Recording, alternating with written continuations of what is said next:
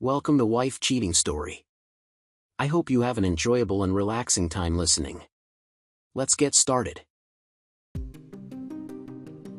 Gripping the doorknob with trembling hands, I felt my entire life slip through my fingers. Burning eyes scanned the hallway, a space once safe, now tainted by deceit. I never expected to find love bites on my wife's skin, nor taste the bitterness of betrayal. Ethan, my childhood friend, lurked in my memories like a viper in the dark.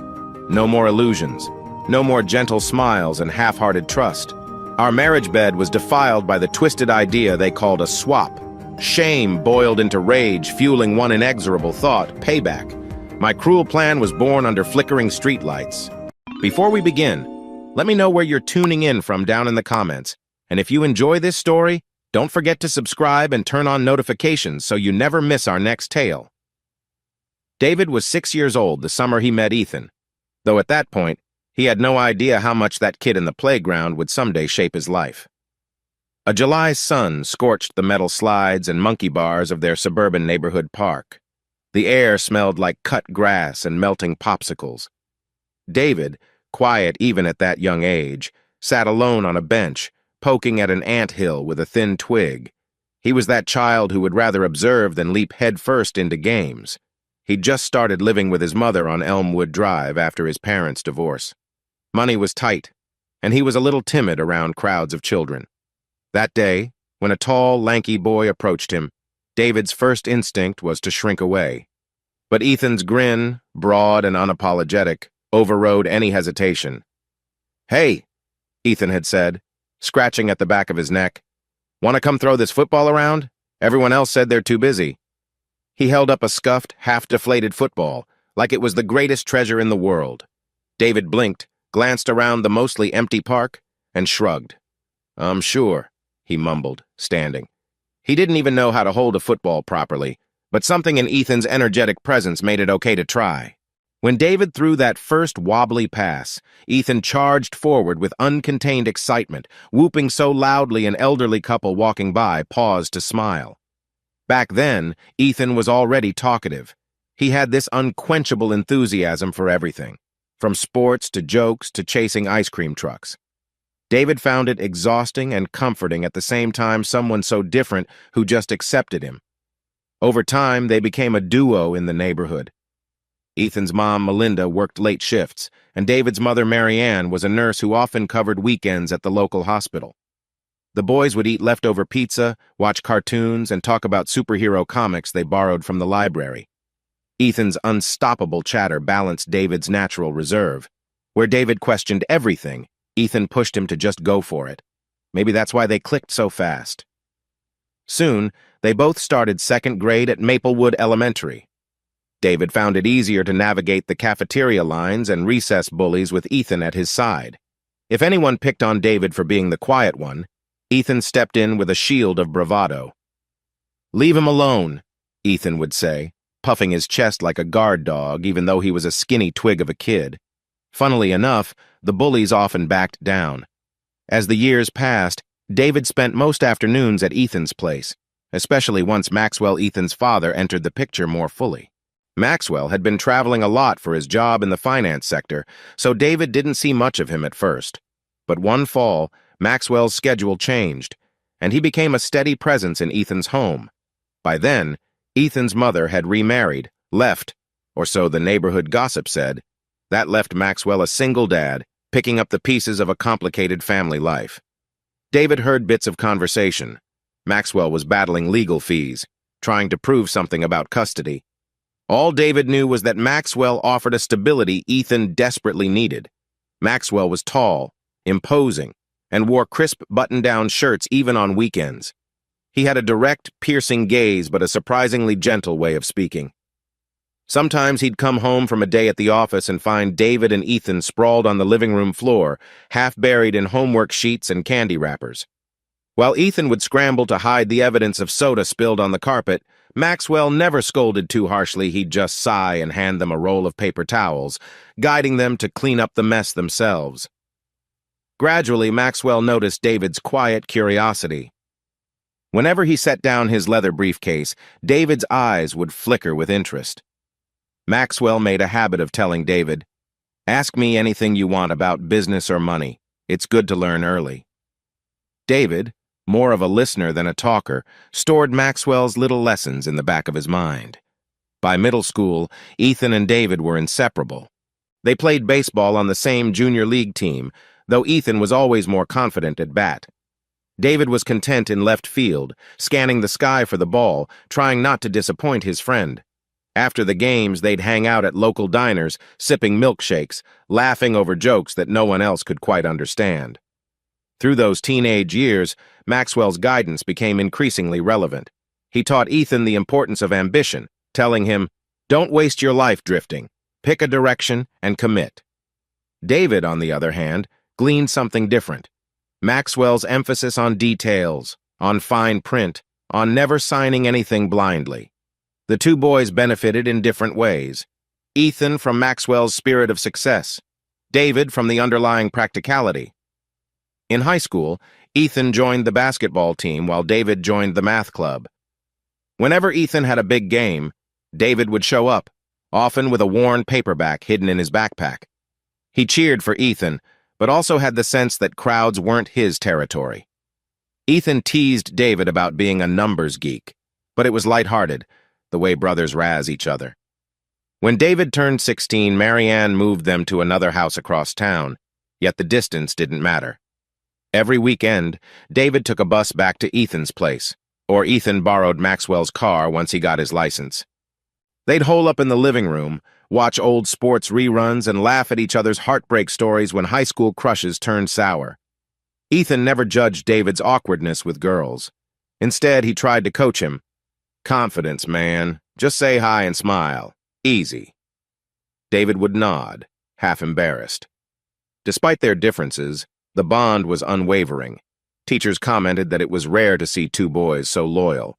Even the principal, who'd had to call them in once for accidentally damaging the stage curtains during a pep rally prank, admitted he'd never seen such a tight duo. By graduation, they stood side by side in green robes, hugging after the ceremony. Maxwell took pictures, proud of Ethan and quietly proud of David. He shook David's hand with an approving nod, murmuring, "You've got a good head on your shoulders. Keep thinking things through." For David, that felt like an honor acceptance from a man who'd played a bigger role in his adolescence than perhaps even David realized. The summer after high school was pure freedom. They worked odd jobs, Ethan in a local coffee shop, David in an office supply store. Their schedules rarely synced, but that only made the nights more precious. They'd meet at midnight diners, discussing the future. Ethan wanted to see the world, make money, and build an empire like Maxwell. David was still figuring things out. He liked numbers, logic, and the sense that in math, things made sense. The rest of life felt messy in comparison. That August, while the crickets hummed outside David's bedroom window, Ethan called him. "Hey, check your email," Ethan said, bristling with excitement. David opened the acceptance letters. They both got into the same University Robert State. The thought of parting ways for college had weighed on them, but somehow destiny lined up. David felt an odd relief, almost like the world was giving him permission to keep this unbreakable bond intact. In the final days before leaving for college, they hung out on Ethan's front porch. Maxwell joined them, handing out sodas and toasting new beginnings. David, contemplative as ever, stared at the burning orange sky, wondering how everything might change. He never guessed that meeting Ethan in that little park years ago would remain one of the most defining moments of his life. And, ironically, it was that closeness that would pave the way for heartbreak somewhere down the line. For now, though, the future shone bright. The first step toward adulthood was about to begin, and David was grateful he wouldn't have to face it alone. When David and Ethan arrived at Robert State University in late August, they were both dazzled by the place. The campus sprawled across rolling green hills, dotted with brick buildings that looked older than time. A sense of limitless possibility hung in the air. For David, it was both intimidating and exhilarating. For Ethan, it felt like a stage he was born to command. They settled into a modest off-campus apartment that Maxwell had helped secure. Ethan liked the idea of being free from dorm rules. David liked that it was cheaper in the long run. Though the space was cramped 2 bedrooms with scuffed linoleum floors and faded walls, they saw it as their headquarters. Ethan pinned up basketball posters, while David stacked math textbooks in tidy rows. Classes kicked off with a flurry of reading assignments and campus events. Ethan thrived on the social energy. He joined intramural sports, volunteered for student government committees, and chatted up everyone from librarians to cafeteria cooks. David, meanwhile, focused on his coursework in business and accounting. He discovered a genuine love for balancing sheets and analyzing market trends. On weekends, Ethan dragged him to campus events, some leadership seminar, a stand-up comedy night, or a last-minute party. David often felt out of place in the throng of loud, laughing students, but he went because Ethan insisted, "Come on, we're not in high school anymore. Gotta live a little." One such party changed everything. It was hosted by the Creative Arts Club in a rickety house just off campus. Ethan heard rumors of free drinks and live music, so he convinced David to tag along. The music blared from the living room, where a local band was jamming on guitars and drums. Strands of fairy lights sagged from the ceiling, giving the space a cheap but festive glow. David leaned against the wall, feeling more like an observer than a participant. He sipped a soda, never cared much for the cheap beer they served at these gatherings, watching people talk in clusters. In the corner, Ethan was flirting with two girls who looked starstruck by his confidence. David sighed inwardly. He was used to that dynamic. Ethan thrived. David faded into the background, until he saw her. Across the living room near the makeshift stage stood Addison. She wore a simple navy sundress, her dark hair falling just past her shoulders. She had this open, friendly expression that seemed to draw people in. Standing next to her was a mutual acquaintance from David's intro to business class, a guy named Jake, who motioned for David to come over. Reluctantly, David approached. Addison greeted him with a warm smile, the kind that made you think she was genuinely happy you existed. "You're in the business program too, right?" she asked, leaning closer to hear him over the band's clamor. Her voice was sweet, her tone curious but not invasive. David nodded, suddenly self-conscious. "Yeah, accounting major," he replied, trying not to sound dull. "I'm David." "Addison," she said, reaching out to shake his hand. "I'm just starting as well. Thought I'd see what college parties are like." He gave a small grin. "Not always as fun as they promise," he joked. "Mostly sweaty living rooms and cheap beer." She laughed, a genuine sound that lit up her face. "Hey, you're probably right, but it's better than pacing my dorm room alone." They fell into easy conversation about lectures, professors, their shared confusion over the textbook prices. David was used to feeling awkward around new people, especially women, but Addison didn't push or pry. She just listened and answered with gentle humor. He learned she was from a nearby town, came from a family that ran a small grocery store, and she was exploring business management because it felt practical. David found himself talking more than usual, surprised at how natural it felt. Moments later, Ethan bounced over, radiant from entertaining half the party. "There you are, Dave," he said, slinging an arm around David's shoulder. Then he flashed Addison a charming grin. "Who's your new friend?" She returned the smile politely. "Addison. And you must be Ethan. I've heard about you. Everyone on campus has, apparently. Good things, I hope." Ethan laughed, leaning in. In that instant, David realized how different their energies were. Addison's quiet warmth versus Ethan's high-wattage charm. Strangely, Addison didn't seem fazed by Ethan's flashiness. She just greeted him kindly, then turned back to David with the same open expression as before. Ethan was delighted by this dynamic.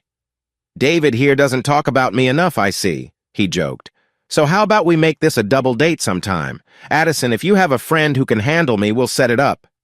David blushed, but Addison seemed amused. "Maybe," she replied. "But only if David's okay with it. We only just met, you know."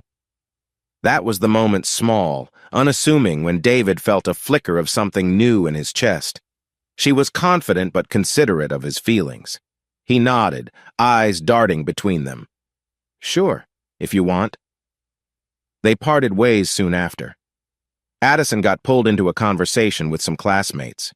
Ethan and David left for the night, carrying leftover pizza and the jolt of potential that lingered in David's mind. In the car, Ethan teased him. "Dude, you looked smitten. She was pretty cute, definitely out of your league." David gave a short laugh. I'm not. She's just someone I met. Let's not blow it up.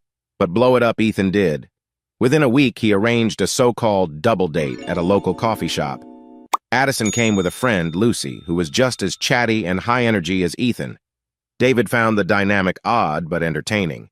Addison seemed focused on him, asking about his classes, listening to his stories with unwavering attention. At the end of the evening, Lucy and Ethan hopped into his car, leaving Addison and David alone on the sidewalk. Addison hugged herself against the chilly air. I'm glad we did this, she said softly. Are you free next Friday? David felt his face warming. Probably, yeah. Maybe we could grab dinner? It came out stilted, but Addison just smiled like he'd said something wonderful. Dinner sounds perfect. He walked home that night replaying the entire evening in his head, from her laugh to the way she tucked her hair behind her ear when she listened. The next few weeks turned into casual meetups, library study sessions, lunch breaks between classes, coffee runs where Addison insisted on paying sometimes. David found himself relaxing around her in ways he never had with anyone. He even told Ethan, I think I really like her, to which Ethan just smirked, patting David's shoulder. In that cozy swirl of new romance, David realized something. Addison and Ethan clicked too, but in a purely platonic sense. They bantered easily, teased each other like siblings. If David felt even a twinge of jealousy, Addison's unwavering attention reminded him she was there for him. She even helped both men plan a joint birthday party for another friend, smoothly merging Ethan's high-octane style with David's detail-oriented approach. By Thanksgiving break, David was calling Addison his girlfriend, though neither had formally labeled it. She introduced him to her parents, who owned that modest grocery store in a small town just an hour away. They gave David a warm welcome, piling him with homemade pastries and beaming at their daughter's happiness. On the drive back, Addison interlaced her fingers with David's, content. He glanced sideways and felt a wave of gratitude somehow. He'd found someone who matched his rhythm without overshadowing him. Ethan, watching from the sidelines, seemed genuinely happy for David, though he still teased. I've never seen you so whipped, he'd say with a wink. David only shrugged, because for once, it felt good to let himself be swept up in someone else's orbit. As that first semester wrapped up, Addison suggested they all go out to celebrate. Ethan, Lucy, a couple of new acquaintances, and Addison and David piled into a booth at a local burger joint. Amid the chatter about final exams, David caught Addison's eye and squeezed her hand under the table. Their future felt wide open. And so, college gave them the environment to explore not only career paths, but also a love that grew in small, sincere steps. If David had any inkling of the storms that would one day rumble into his life, he felt none of them now. Addison was a calm presence, a warm smile in a sea of busy faces. And with Ethan's unwavering camaraderie, David believed they'd hold on to this happiness for a long, long time. By the end of sophomore year, a comfortable rhythm settled around David, Addison, Ethan, and a few new friends they'd picked up along the way. The group often joked that their circle had enough personalities to fill a reality show. Celeste entered the picture first, catching Ethan's eye at a student council fundraiser. She was sharp-tongued but irresistibly charismatic, with a singing voice that could stop a crowd. It didn't take long for Ethan to ask her out, and soon she was a staple at every gathering. Not far behind them came Martin and Mia, a couple who bonded with Addison in one of her marketing classes. Martin was tall, slightly bookish, with an ironic sense of humor that fit well into the group's banter. Mia balanced him out, athletic, always up for an impromptu adventure, from hiking trails to late-night burger runs. The first time she joined them for a get-together, she challenged Ethan to a push-up contest on the spot, beating him by 3. These 6 ended up becoming something like a college family. They split rent on bigger apartments, took turns hosting potluck dinners, and watched each other's backs in everything from exam prep to heartbreak drama. Occasionally, they'd clash Celeste's strong will butted heads with Addison's gentler approach, or Ethan's flamboyant ideas overshadowed David's more measured take. But for the most part, they laughed it off. There was a certain Friday night that exemplified their dynamic. They all crammed into David and Ethan's shared living room for a board game showdown. Pizza boxes littered the coffee table, and Martin had set up a new strategy game he was obsessed with. Mia teased him relentlessly. "You realize only math nerds like David can figure this out, right?" But she learned the rules anyway, eyebrows furrowed in determination. Addison sat cross-legged on the floor, leaning against David's knees, quietly reading the instruction pamphlet while Celeste rummaged in the kitchen for more snacks. Ethan, as usual, was the ringleader, orchestrating who played first and which expansions they'd use. Even when they argued over the game's details, like who had the right to place tiles first, there was an undercurrent of camaraderie. Everyone teased, challenged, and ultimately bonded over the simplest activity. As the game wore on into the night, Addison leaned back and murmured to David, "I feel like we've made our own little family here." He glanced around, seeing Ethan's wide grin and Celeste's dramatic eye roll, Martin's laughter at Mia's playful jab. He nodded, heart warm with the sensation of belonging. Their closeness extended beyond campus. On certain weekends, they'd carpool to a nearby lake. Mia taught Addison how to paddleboard, Martin grilled hot dogs, and Ethan insisted on teaching everyone a made-up lake dance, which involved flailing arms and lots of splashing. David recorded them all on his phone, capturing the sunny silliness of those days. Celeste's singing drifted across the water, and for a moment, they forgot about term papers and part-time jobs. Amid these outings, David noticed fleeting moments of flirtation among group members. A playful comment here, a lingering look there. When Celeste teased Martin about his nerdy cuteness, or Mia batted her eyelashes jokingly at Ethan, David brushed it off as harmless fun. Addison didn't seem bothered by it, and David trusted her implicitly. Their private jokes and gentle affection grounded him. He assumed any flirtation in the group was superficial, the way close friends often push boundaries for a laugh. That trust was tested once, though, when Celeste cornered David in the hallway after a party. She'd had a few drinks, eyes bright with mischief. "Why so serious all the time?" she teased, draping an arm around his shoulder.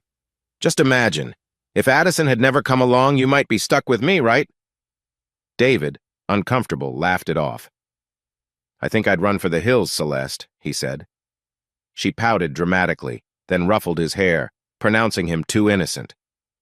The next morning she was her normal self, and the tension faded. David chalked it up to late-night silly talk. Still, a small part of him realized that group friendships could cross lines if people weren't careful. During their junior year, Mia discovered an abandoned cabin up in the hills property of some distant relative. She invited them for a weekend retreat. It was the first time the 6 of them spent a night away, just the group and the wide wilderness. No neighbors to complain about the noise. Celeste was thrilled. "I can sing at the top of my lungs without campus security shutting me down." Ethan and Martin wanted to try night fishing. Mia wanted to see if the old hiking trails were still navigable. Addison took David aside before they left. "You sure you're okay with roughing it for a whole weekend?" she asked with a grin, remembering how he preferred comfortable hotels to questionable cabins. He shrugged, smiling back. "If you're going, I'm going." The cabin turned out to be less dilapidated than they feared. Sure, the wooden floors creaked and the water pressure sucked, but the view out the back windows was spectacular rolling pine forests under a star-speckled sky. They sat around a bonfire that first night, passing around marshmallows and telling embarrassingly personal stories. Celeste admitted to once auditioning for a reality TV show. Martin confessed to failing a driving test 3 times. Addison described how she used to rearrange groceries in her parents' store as a kid, confident she'd discovered a better system. At one point, Ethan turned to David, grin wide in the firelight. "Tell them about that time you nearly froze your butt off at the football stadium, Dave." David groaned. Addison perked up, curious about a story she hadn't heard. He ended up recounting an incident from sophomore year, how Ethan convinced him to attend a late-season football game in sub-zero temps, leaving David with mild hypothermia because he refused to buy the overpriced blanket from the gift shop. "You're too cheap sometimes," Ethan teased, tossing a roasted marshmallow at him. The group broke into laughter, Addison included. David rolled his eyes, but the warmth of these connections felt deep and genuine.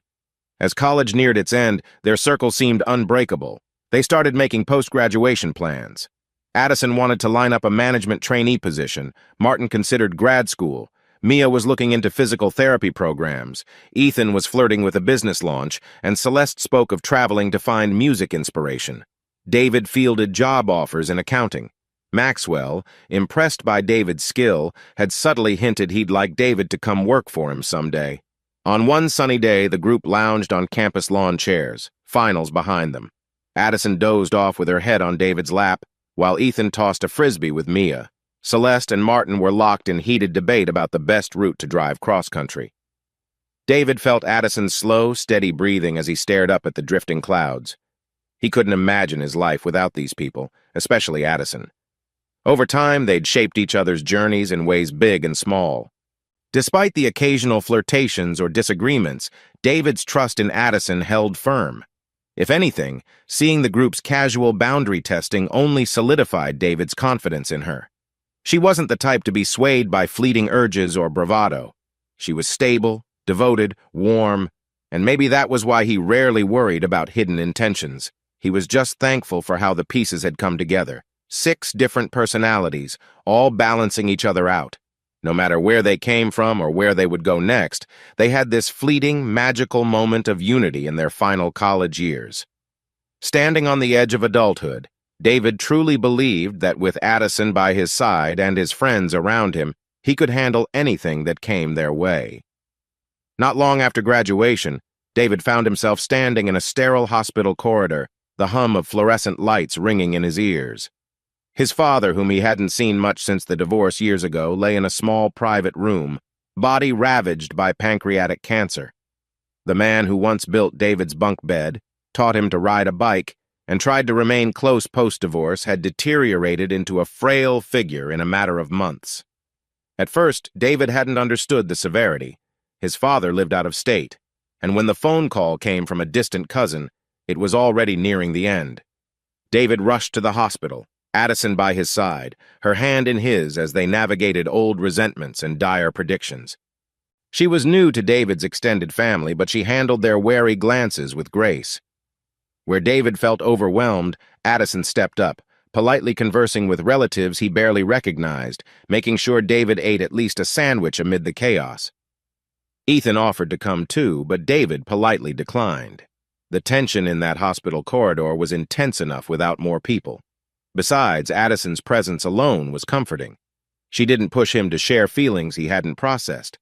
She simply stayed, letting him know by quiet gestures, hand squeezes, cups of coffee, whispered encouragement that he wasn't alone. The end came swiftly. One dreary afternoon, the doctor explained there was nothing else to do. David's father passed in his sleep, leaving David with an aching blend of regret and acceptance. Addison was there when the monitors flatlined. She guided him out into the hallway, arms around his trembling shoulders. He felt numb, as though reality had blurred. Only Addison's voice saying, "I'm here," kept him tethered to the moment. In the days that followed, David discovered an unexpected wave of obligations.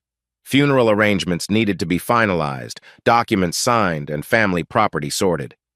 David's mother, Mary Ann, had parted ways with his father years ago, so it fell on David to handle most of it. Addison took off from her new trainee position to help. She stood in line at government offices for certificates, made calls to funeral homes, and comforted David's 2 half-sisters from his father's later marriage. None of it was glamorous, but Addison never complained. During the wake, family members and old acquaintances filed past, offering condolences. Addison greeted them with calm respect, even though she barely knew them. She must have repeated the phrase, "Thank you for coming," 100 times, always gentle. Later, David's older half-sister quietly confided, "You've got a good one there," nodding toward Addison. "She's done more for Dad's memorial than all of us combined." David couldn't deny it. He felt both gratitude and a pang of shame that he hadn't been closer to his father in his last months. Addison reassured him, "You did what you could. Your father knew you cared."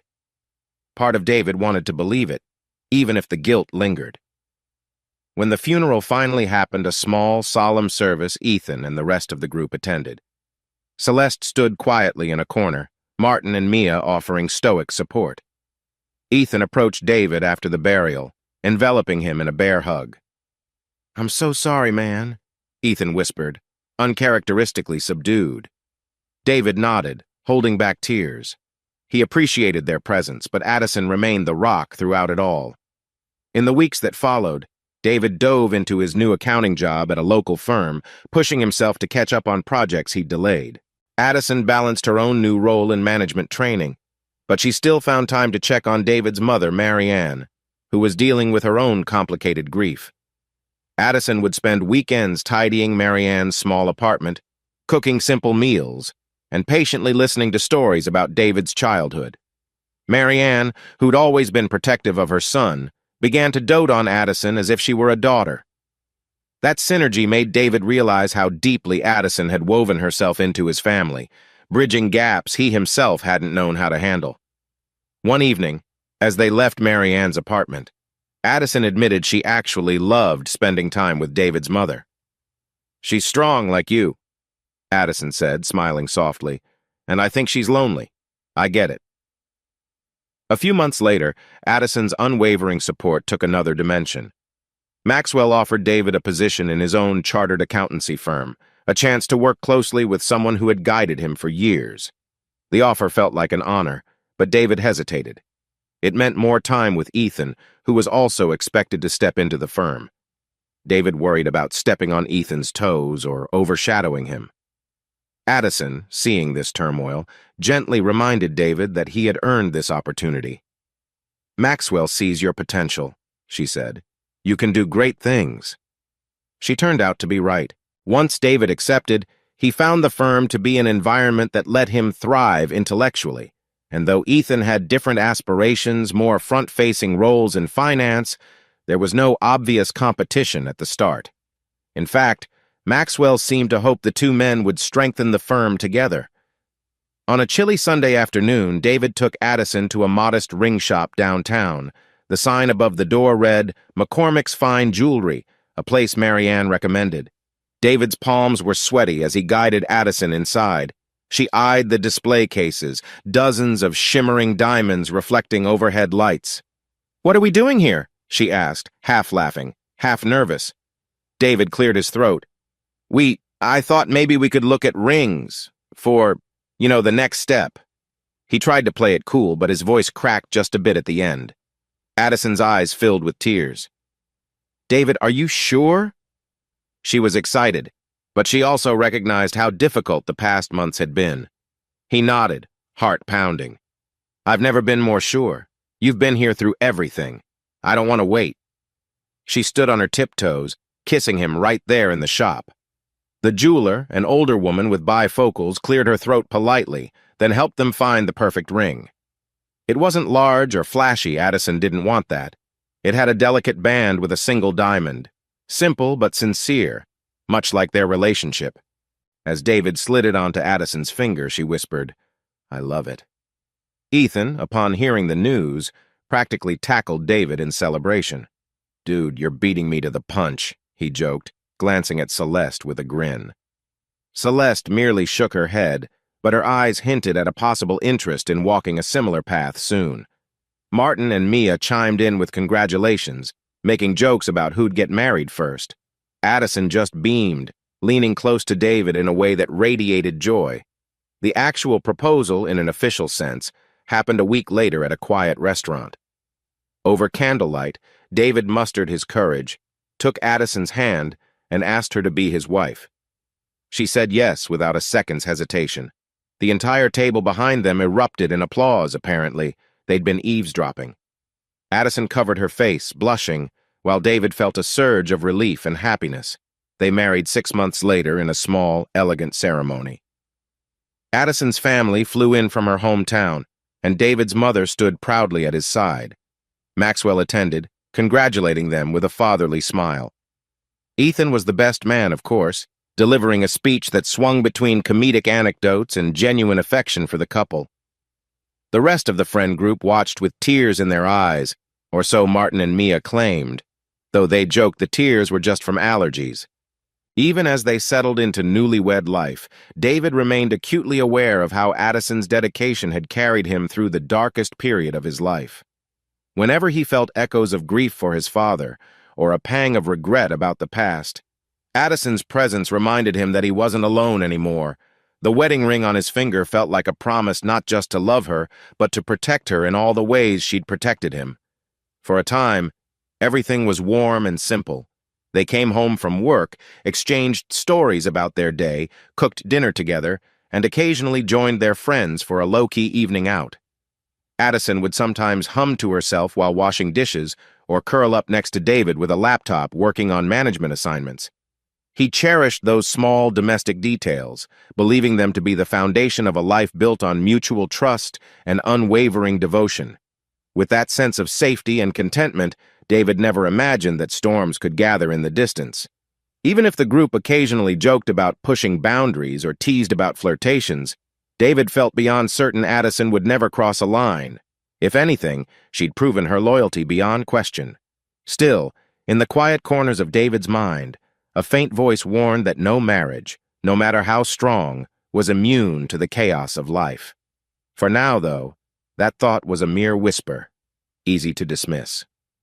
He drifted to sleep each night with Addison curled at his side, convinced that no matter what came their way, illness, job stress, or disagreements, they would stand together as they always had. After all, she'd already saved him once from the depths of loss. He couldn't fathom a future that didn't include her steadfast heart shining like a beacon in all his darkest hours.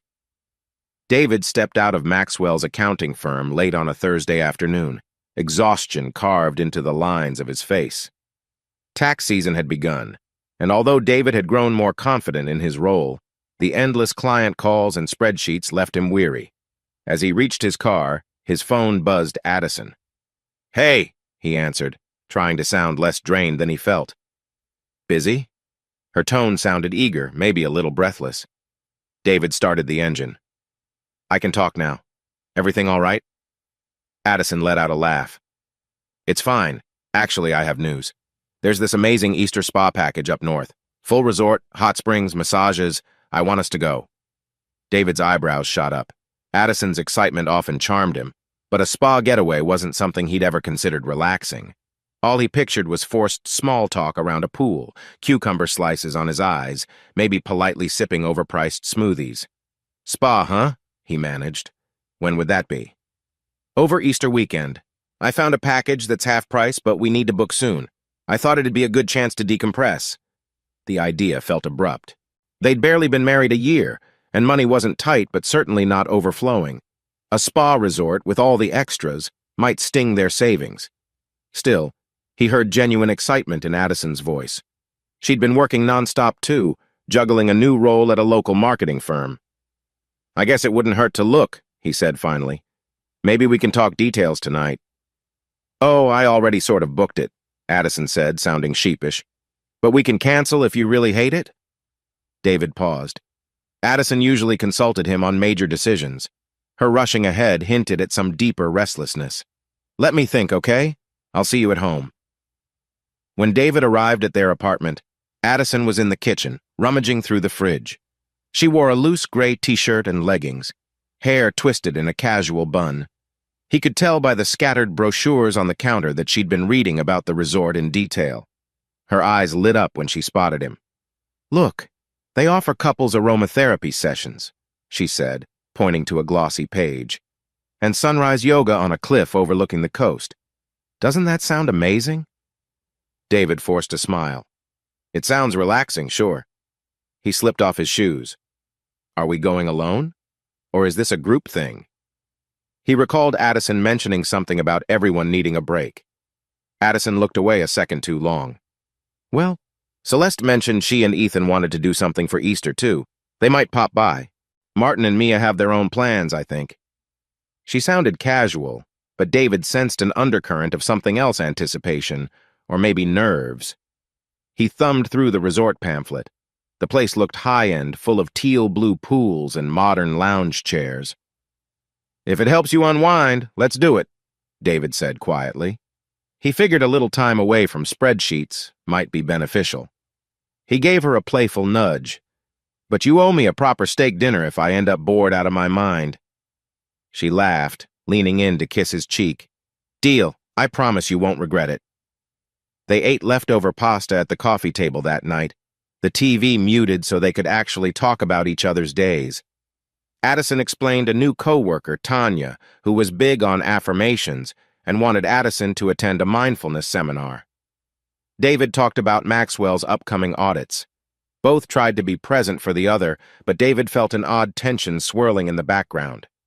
Addison seemed more energetic than usual, like a fuse lit by some private spark. He chalked it up to her job stress. Maybe she wanted something different from their normal routine. When Ethan called later, Addison answered first. She breezed into the next room, phone pressed to her ear. David half listened to her laughter and the occasional whispered remark he couldn't fully catch. Over the months, Addison and Ethan had remained close friends, though David never suspected anything strange. Still, something in Addison's tone sounded conspiratorial, like they were hatching a plan he wasn't fully in on. She returned to the living room, eyes bright. "Ethan says hi," she remarked, flopping onto the couch next to David. "He and Celeste might be traveling that weekend, but they're not 100% sure yet." "Oh, okay." David took a sip of water. "So it might just be us. That's fine." He tried to shrug off an uneasy feeling. "You know, I've never really done a spa weekend. Are you expecting me to get seaweed wraps and fancy pedicures or something?" Addison grinned mischievously. "Absolutely. I want to see you in a fluffy robe and slippers, no excuses." David smirked but felt a flutter of worry. She was joking, but he knew Addison sometimes craved experiences outside his comfort zone. He wondered if she was testing how far she could nudge him. Usually David tried to meet her halfway, trusting her judgment. With her track record, why not? Before bed, they found themselves brushing their teeth side by side. Addison reached over, dabbing a bit of toothpaste foam from David's chin. He felt a familiar warmth at her small show of affection. In the bedroom, the glow of a single lamp revealed the scattered papers from her office charts, marketing proposals. She crawled under the sheets, snuggling closer to him. "You sure you're okay with the spa plan?" she whispered, fingertips tracing circles on his chest. Her breath felt hot against his shoulder. "I know you're not a big fan of all that pampering." David shifted so he could see her face. In the low light, her features looked soft, open. "It's not my top choice, but if it makes you happy, I'll go." She kissed him then, slow and lingering, the kind of kiss that made him forget about any practical concerns. Addison's kisses had always been gentle yet confident, a reflection of the woman behind them. David let out a content sigh, and for a moment, the tension he'd sensed earlier dissipated into the hush of their shared affection. Briefly, he wondered if this was an invitation for more. Sometimes Addison was the instigator, even if they had to be up early. She pressed closer, letting her hand wander beneath the hem of his shirt. Their intimate moments had always been a safe haven, a place where they could surrender daily worries. David allowed himself to sink into the closeness, feeling her heartbeat pick up. Whatever flicker of anxiety he carried about the spa or Ethan's phone call was lost in that wave of warmth. A short while later, Addison dozed off on his chest, her breathing steady and deep. David stayed awake longer, mind drifting over the idea of a weekend away. He pictured a sunny pool deck, Addison in a swimsuit, the salt air of the coast. Maybe it wouldn't be so bad. After all, he reminded himself, Addison tended to pick experiences that brought them closer. He'd trust her on this. Eventually, he closed his eyes, lulled by the rhythmic hush of her breathing. In the darkness, though, a single stray thought lingered. Addison had never been so quick to book a trip without thorough discussion. He told himself it was just her spontaneity. She always said a bit of risk kept them alive. David rolled onto his side, tucking Addison gently under his arm. The last conscious thing he felt was the warmth of her body, a reminder that no matter how tired he was, she was worth stepping outside his comfort zone for. A couple weeks slipped by and Easter drew closer. Both David and Addison dove into their work, barely seeing each other except at dinners or the occasional late-night talk in bed. The looming spa trip hovered at the edge of David's mind. Addison occasionally teased him about picking out a robe, but mostly she seemed preoccupied. One night, she returned home after 9, complaining about a whirlwind day at the marketing firm. "We were finalizing a big product launch," Addison said, dropping her keys on the kitchen counter. My boss was breathing down my neck all afternoon. David shut his laptop where he'd been wrestling with a stubborn set of spreadsheets. You okay? You look wiped. She exhaled, massaging the back of her neck. Yeah, just exhausted. Then her eyes flickered with excitement. But I'm sure the spa weekend is going to solve all that, right? He grinned wryly. Right, because a seaweed wrap cures everything. He rose to place a comforting hand on her shoulder. If it helps you decompress, that's reason enough. Her face brightened as she leaned into his touch. I'm so glad you're on board. I promise we'll have fun. They pulled ingredients from the fridge, fresh lettuce, tomatoes, deli meat, and assembled quick sandwiches. While they ate, Addison shifted gears abruptly. I heard from Celeste today. She's still talking about finding adventure this Easter. Something about making it a double couples trip, but they haven't decided. David frowned slightly. A double trip? You mean Celeste and Ethan going to the same resort? Addison hesitated, looking away. Maybe. They might also consider a separate place. Celeste mentioned renting a cabin near the resort. Not entirely sure. She shrugged too casually. Right, David said. He recalled Ethan's recent text that simply read, "We'll figure something out. Trust me." It had seemed cryptic at the time. David hadn't replied in depth because Ethan was always dreaming up big ideas that never fully materialized. They finished their sandwiches in relative silence. The tension felt subtle, like a low hum in the background. Later that week, David found himself at a lunch meeting with Ethan. They'd scheduled to discuss some joint finance-related question about an old client from Maxwell's firm. As they sat in a bustling cafe near downtown, Ethan fiddled with his phone, glancing up occasionally.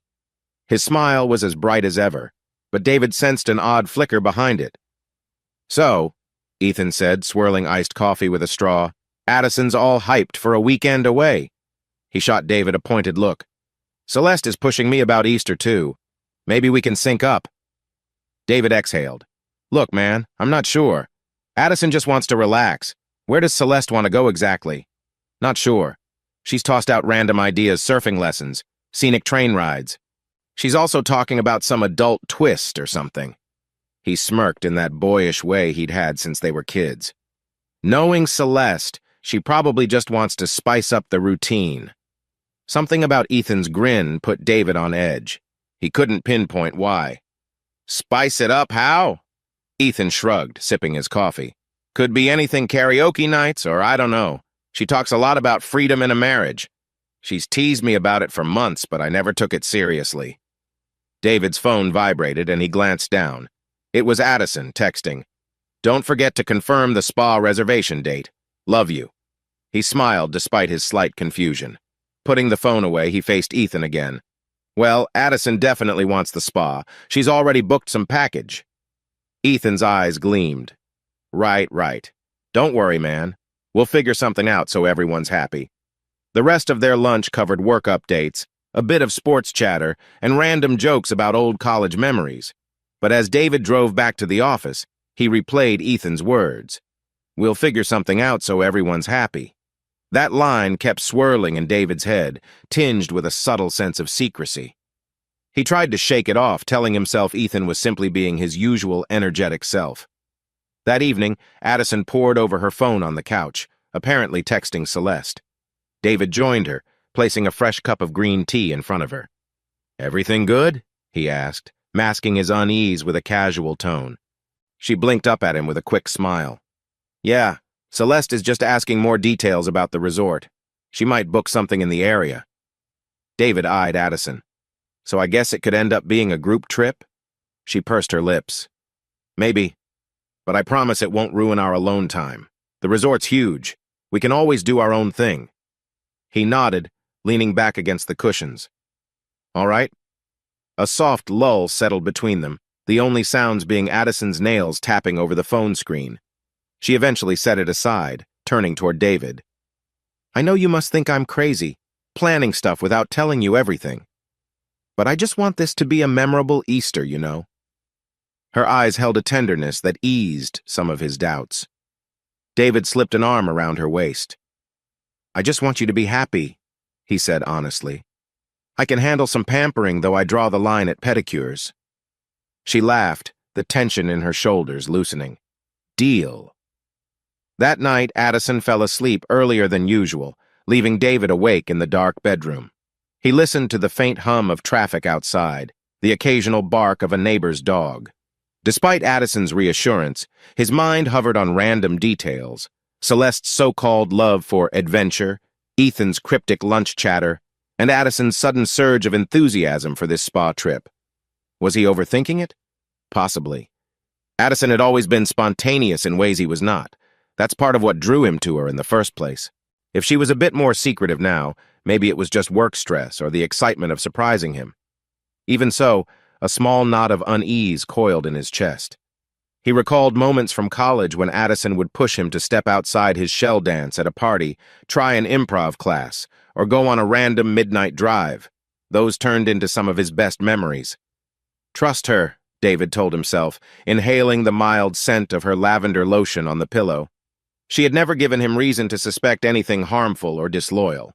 Yet her mention of Celeste reminded him how Celeste flirted openly with Martin or teased Ethan about open-minded relationships, usually in jest. Addison never participated in that talk, though she'd chuckle politely. David hoped that was all it ever was, talk. In a half-dream haze, David pictured Addison in the resort's advertisement photo, reclined by a crystal blue pool, wearing a soft white robe, eyes closed in perfect tranquility.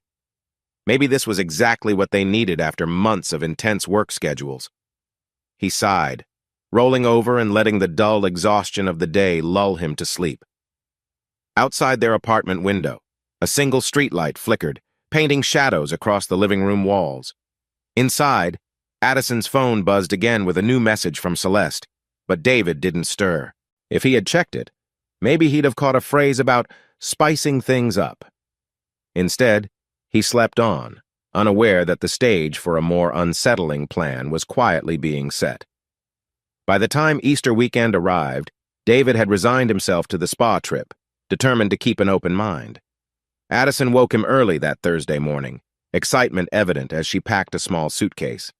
"Don't forget to bring something comfy," she reminded him. "You might like the sauna." He couldn't help but smile at her childlike enthusiasm. "You do realize it's just heated air, right?" he teased, rummaging for casual clothes and some swim trunks he rarely used.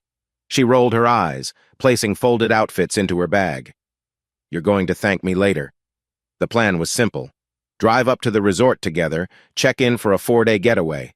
But at the last minute, Addison got a call from Ethan. David noticed her expression shift from excitement to confusion as she listened. When she hung up, she looked at David anxiously. Ethan and Celeste had some change of plans.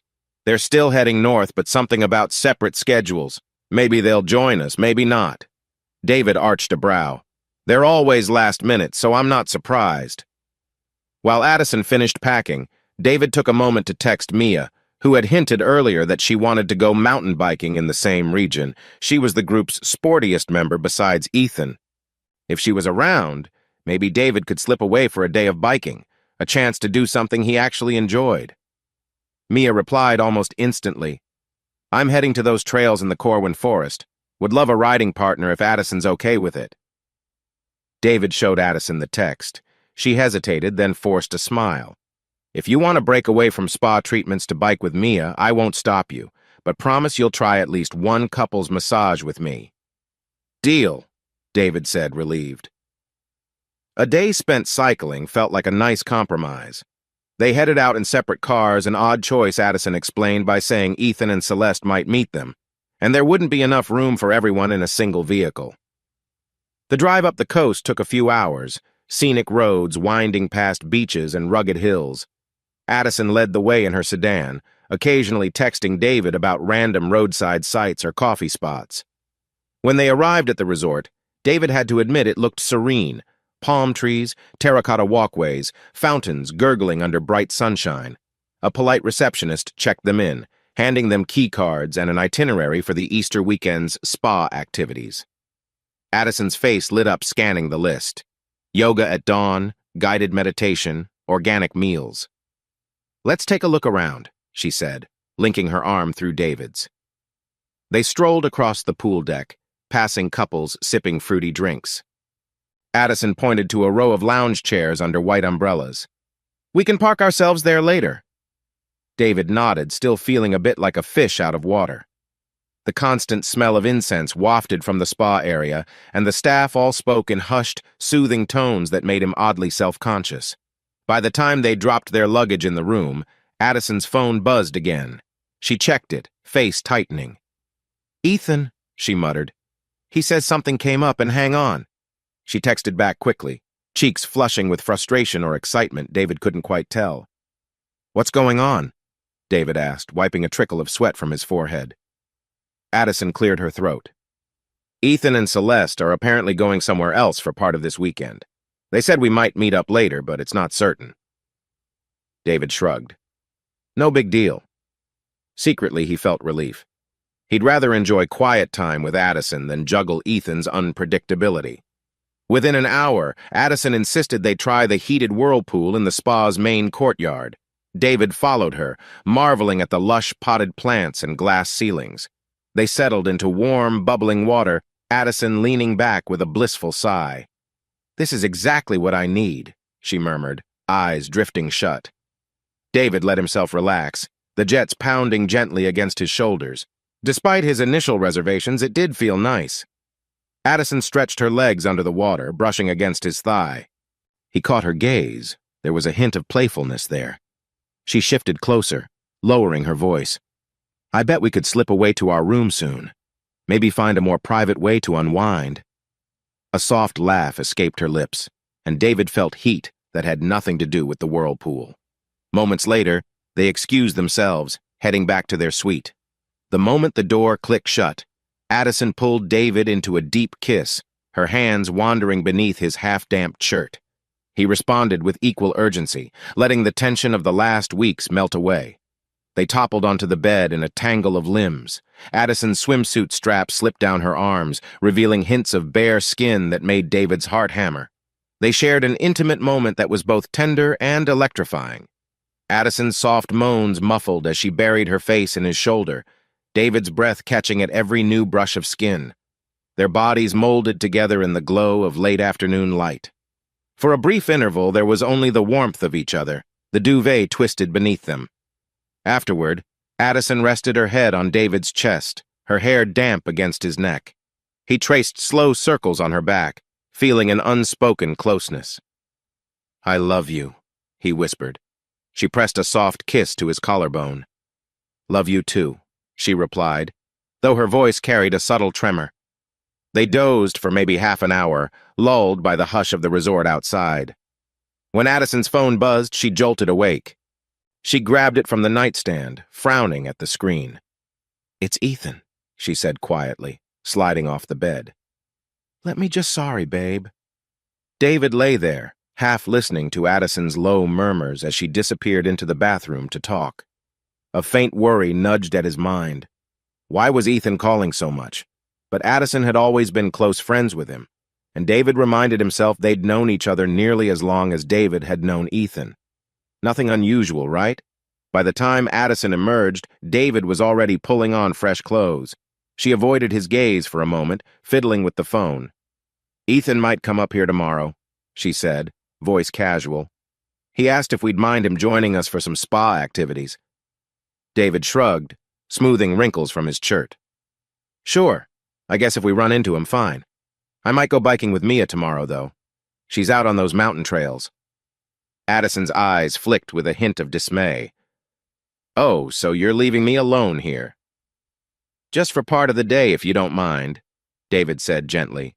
"I figured you'd be busy anyway, yoga, massages. It'll just be a few hours." She let out a short sigh, then mustered a small smile. All right. Have fun." That evening, they dined at the resort's restaurant, savoring grilled seafood and sipping chilled white wine. Addison still seemed a bit on edge, eyes flicking to her phone once or twice. David, trying to lighten the mood, cracked jokes about how he was converting into a spa enthusiast. She laughed, but the sound felt slightly forced. They returned to their suite around 9, Addison yawning. She suggested they turn in early so she could catch a sunrise yoga session. David agreed, though his mind churned with curiosity about Ethan's sudden interest. In bed, Addison curled close, but David sensed a restless energy humming in her. He tried to ignore it, focusing on the gentle steadiness of her breathing. Meanwhile, across the resort grounds, the tropical breeze rustled palm fronds, and warm lantern light flickered in the courtyard. David wondered if Ethan was already somewhere nearby, or if Celeste would show up out of the blue. The entire scenario felt hazy and unsettled, but he pushed it aside, trusting Addison's word that it was just a casual invite. In the darkness, Addison drifted off first, leaving David alone with the hollow creaks of the room's air conditioning. He replayed the afternoon's intimacy, how genuine it felt. But an uneasy edge still clung to him like a clue hidden in plain sight, waiting to be noticed. Despite that, he forced himself to close his eyes, telling himself tomorrow would bring clarity. The next day, David woke early, quietly dressing in biking gear while Addison snoozed through her alarm. He scribbled a quick note gone to meet Mia at the trailhead. Back by dinner. Love you. And slipped it under Addison's phone. Then he drove inland, finding Mia in a dusty parking lot surrounded by pine trees. Hey, stranger, Mia greeted, adjusting her helmet. Ready to get muddy? David felt a rush of gratitude for the distraction. Absolutely. They set off along the Corwin Forest trails, the morning sun slicing through tall evergreens. David focused on the rhythm of his pedaling, the forest air cool against his cheeks. Mia's athletic frame zipped ahead, occasionally calling out, "Watch that branch," or "Sharp turn here."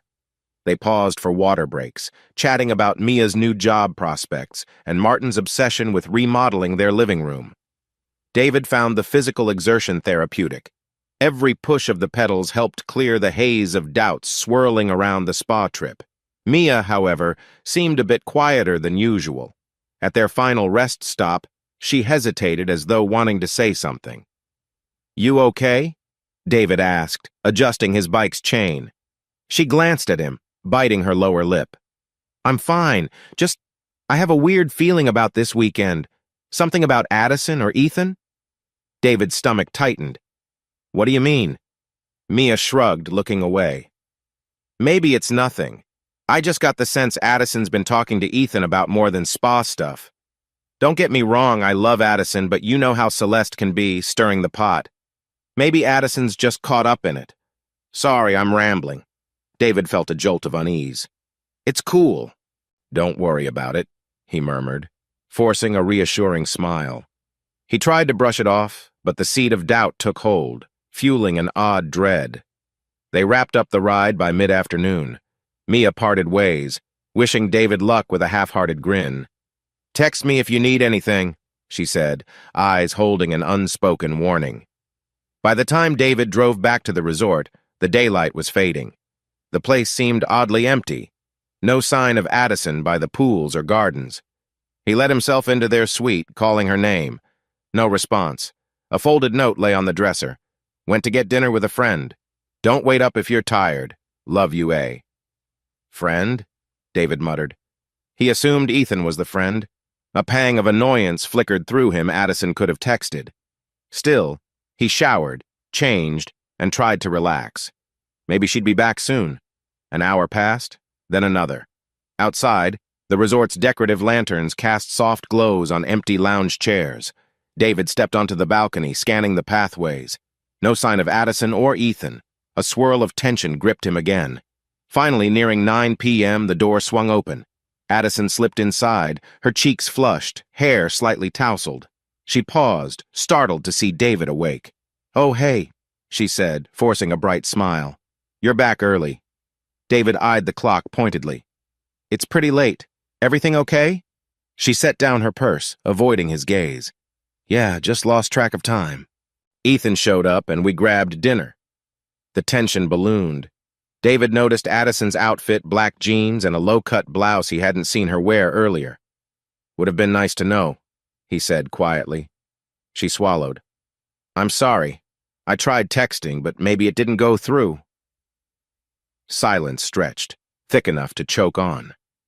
David exhaled slowly, not wanting to start a fight yet.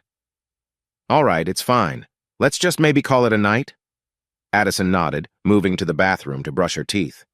David sat on the edge of the bed, staring at the reflection of moonlight on the tiled floor. Something felt wrong, deeper than just a missed text. They said little before lights out. David's mind spun with half-formed questions, too tired to press for answers. He drifted into an uneasy sleep, Addison a rigid presence at his side. Their last morning at the resort arrived in a blur of forced smiles. Addison insisted they do one final couple's massage. David obliged, though his mind remained distant. By noon, they were packing to leave. Addison kept her phone face down on the nightstand, offering clipped replies to David's attempts at conversation. As they pulled out of the resort parking lot, Addison said softly, "I'll follow you. Let's stop for coffee halfway back." David nodded. "Sounds good." Halfway home, though, Addison's car was suddenly not in his rearview mirror. Confused, David pulled into a rest stop and waited. He texted her, "Where are you?" No immediate reply. Another 15 minutes crawled by. Finally, Addison's phone rang through to voicemail. David cursed under his breath. When she did show up, she parked haphazardly beside him, stepping out with a panicked look. "Sorry," she mumbled. I took a wrong turn." David tried to mask his frustration. "All right, let's just get coffee." They ended up in a small roadside cafe, neither saying much beyond polite requests to the barista. David sipped his latte, noticing Addison's phone kept buzzing in her purse. She ignored it, eyes darting around. Once back on the road, they reached home in the late evening. The apartment felt stale, like it had been abandoned for months. David hauled in the suitcases while Addison silently checked mail. Her posture seemed oddly tense, as if expecting confrontation. When David flicked on the living room light, he noticed something else, a faint mark on Addison's collarbone. He froze, heart pounding. Her shirt collar shifted slightly, revealing what looked like a bruise or a love bite. He swallowed hard. "Hey, what's that?" he asked, pointing. Addison startled, her hand snapping up to cover it. "It's nothing, probably bumped myself on the table corner at the resort." David's gaze turned steely. "That doesn't look like a bruise from a table corner." A hollow dread filled his gut. "Addison, what the hell is that?" She backed away, panic flickering across her features. "It's nothing, David. Don't make a big deal." But David stepped closer, voice trembling. "Make a big deal of what?" "You disappear with Ethan, come back at weird hours, your phone is blowing up, and now you have a mark that looks suspiciously like—" He couldn't bring himself to say it. Tears welled in Addison's eyes. Her lips quivered. "Please, it's complicated." Fury ignited in David's chest, a tightness behind his ribs. He yanked his shirt collar aside, pointing at his own neck. "We're married, Addison. You tell me the truth. Did Ethan do that?" She tried to speak, but choked on a sob. "David, I'm so sorry, I never meant—" His stomach lurched. The living room felt like it was spinning. "Never meant what?" His voice rose, the words coming out jagged. Addison tried to step forward, but he flinched away. In a trembling rush, she whispered, "He and Celeste came up with this idea. A swap thing or something. I didn't realize how far it would go, but at the resort it just happened. He was there and—" David's mind refused to process. The air in his lungs felt scalding. "You slept with him?" He could barely recognize his own voice. She broke into tears, nodding, strangled words tumbling out. "I'm so sorry, I didn't know what to do. Celeste said it was just a thrill that you'd be okay if you knew you could do the same with Mia, but—" Rage boiled inside David, turning everything red. "You're telling me you planned some twisted partner swap behind my back?" Addison's eyes darted wildly. "It wasn't supposed to be cheating. We thought everyone in the group was in on it. Celeste assured me. I swear, David, I never wanted to hurt you." He laughed, a bitter, hollow sound. "You think this isn't cheating? You've got bruises on your body from my best friend?" His voice cracked with the realization. She reached out as though to touch his arm, but he recoiled, chest heaving. "David, please let me explain," she pleaded. It happened so fast. I thought—" He cut her off, voice trembling with fury. "Get away from me." For a moment, Addison stood there, tears streaming down her face, not knowing where to go. David's jaw clenched, fists tight at his sides. The betrayal he'd never anticipated roared through his veins. He stepped back, forcing calm that felt like splintering ice. "Pack a bag," he managed, voice dangerous in its steadiness. "Go stay somewhere else. I can't look at you right now." She sobbed, nodding weakly, stumbling toward the bedroom. As he stood alone, David's mind replayed the half-lies, the secret calls, the forced spa trip, all of it culminating in this horrifying truth. Addison had broken their vows in the most twisted, humiliating way possible, colluding with Ethan. A raw ache swelled in David's throat. The echo of her final confession pounded in his ears. "Celeste said you'd be okay with it." He clenched his eyes shut, feeling the sting of tears he refused to let fall. In that endless moment, one thought crystallized in David's mind. His life as he knew it had just shattered, and the people closest to him were the ones holding the hammer. David's living room felt like a pressure cooker, ready to explode. Addison huddled near the front door, a small duffel bag at her feet. She was still in the same clothes she'd worn home from the resort, hair disheveled, cheeks streaked with tears.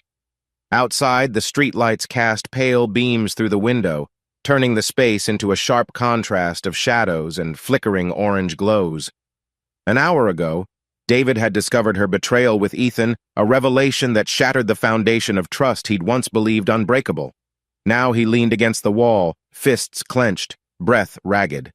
A single lamp in the corner revealed the devastation on his face, betrayal, anger, heartbreak, all colliding in his eyes. Addison sniffled. "I'm so sorry," she whispered for what felt like the 100th time. "David, please, can we just talk? Let me explain."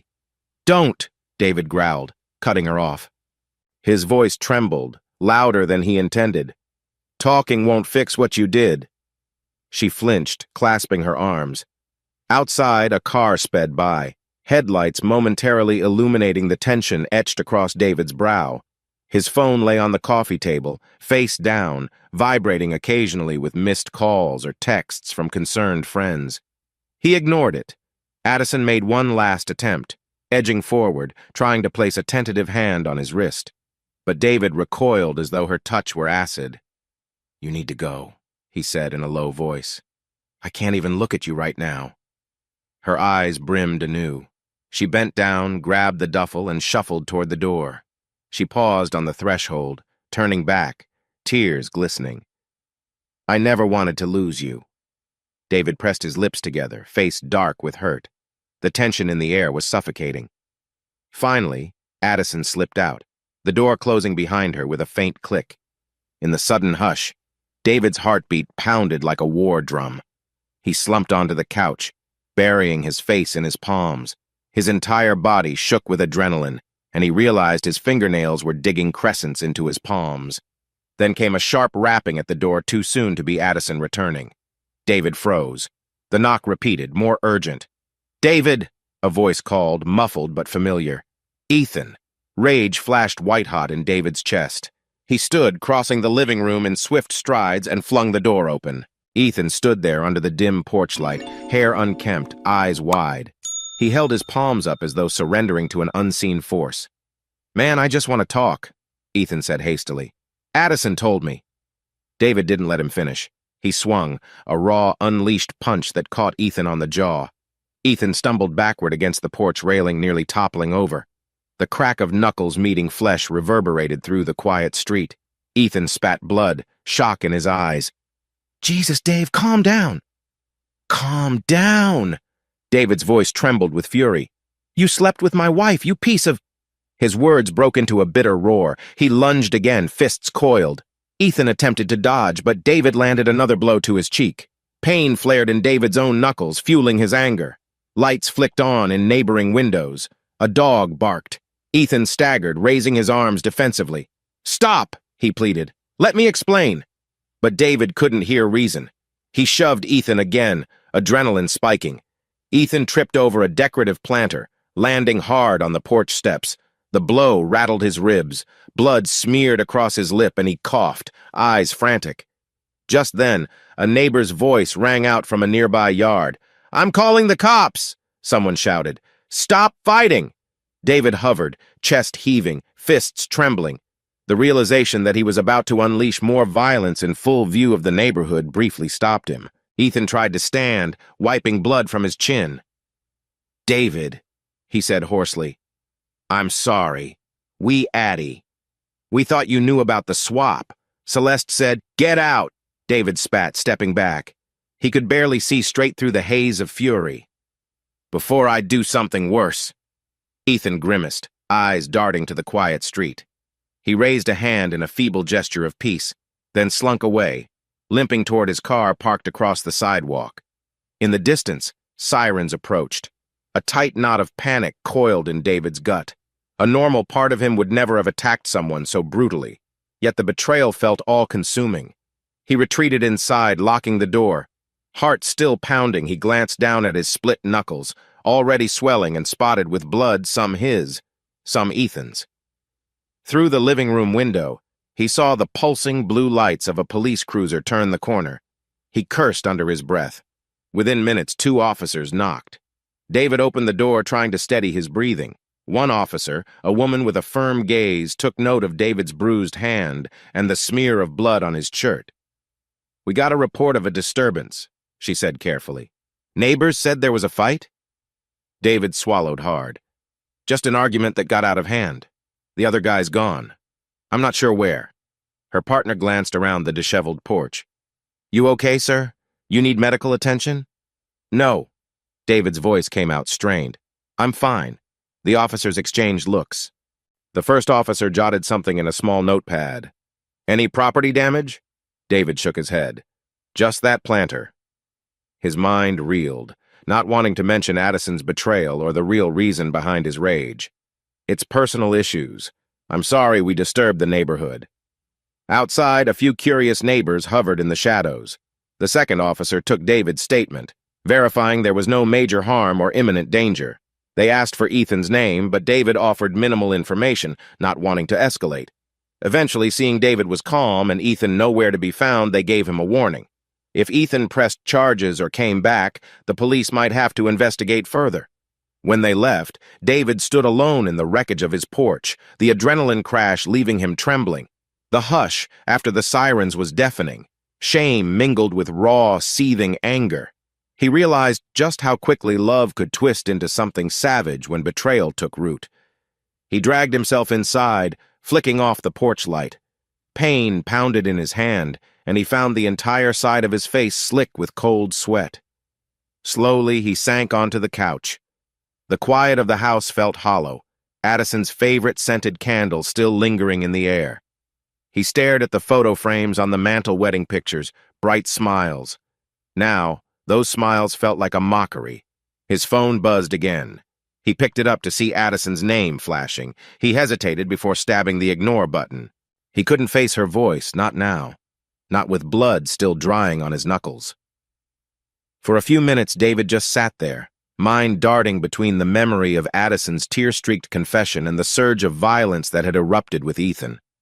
He realized he was shaking, not from cold, but from a heartbreak so deep it felt physical. At last, he rose and walked to the bathroom. Under the harsh fluorescent light, he rinsed his hands, wincing at every sting of the raw skin. A bruise was already forming on his jaw, likely from when Ethan tried to block him. Staring at his reflection, David saw a man he barely recognized, eyes wild, expression haunted. He turned away, flipping off the light. A wave of exhaustion crashed over him, but he knew sleep wouldn't come easily. Stepping into the bedroom, he nearly tripped on a stray shoe of Addison's. Rage flickered again. He wanted to fling it across the room, tear everything to shreds. Instead, he just slumped onto the bare mattress. The sheet still smelled like her shampoo. He froze for a moment, then tore a pillow from the bed and threw it across the room with a strangled growl. Eventually, he lay flat, eyes on the ceiling. No illusions remained. His marriage was imploding, and his closest friend had become an enemy. This was the night everything changed, and he felt powerless to rewind the clock. His heart ached with a fierce, unquenchable pain that left him half-mad with grief and fury. Minutes stretched into hours. Outside, the sirens faded. Neighbors returned to bed. But David remained in the darkness, trapped in the aftermath of betrayal, uncertain how to face the morning light. Morning arrived with a dull gray sky and the weight of a sleepless night pressing down on David. He woke on the bed, fully clothed, every muscle stiff. The events of the night, Ethan's bleeding lip, the police visit, Addison's tearful exit crashed into him anew. A raw ache throbbed in his hand where the skin was split. He dragged himself to the bathroom, splashed cold water on his face. A bruise shadowed his jawline, and he winced at his reflection.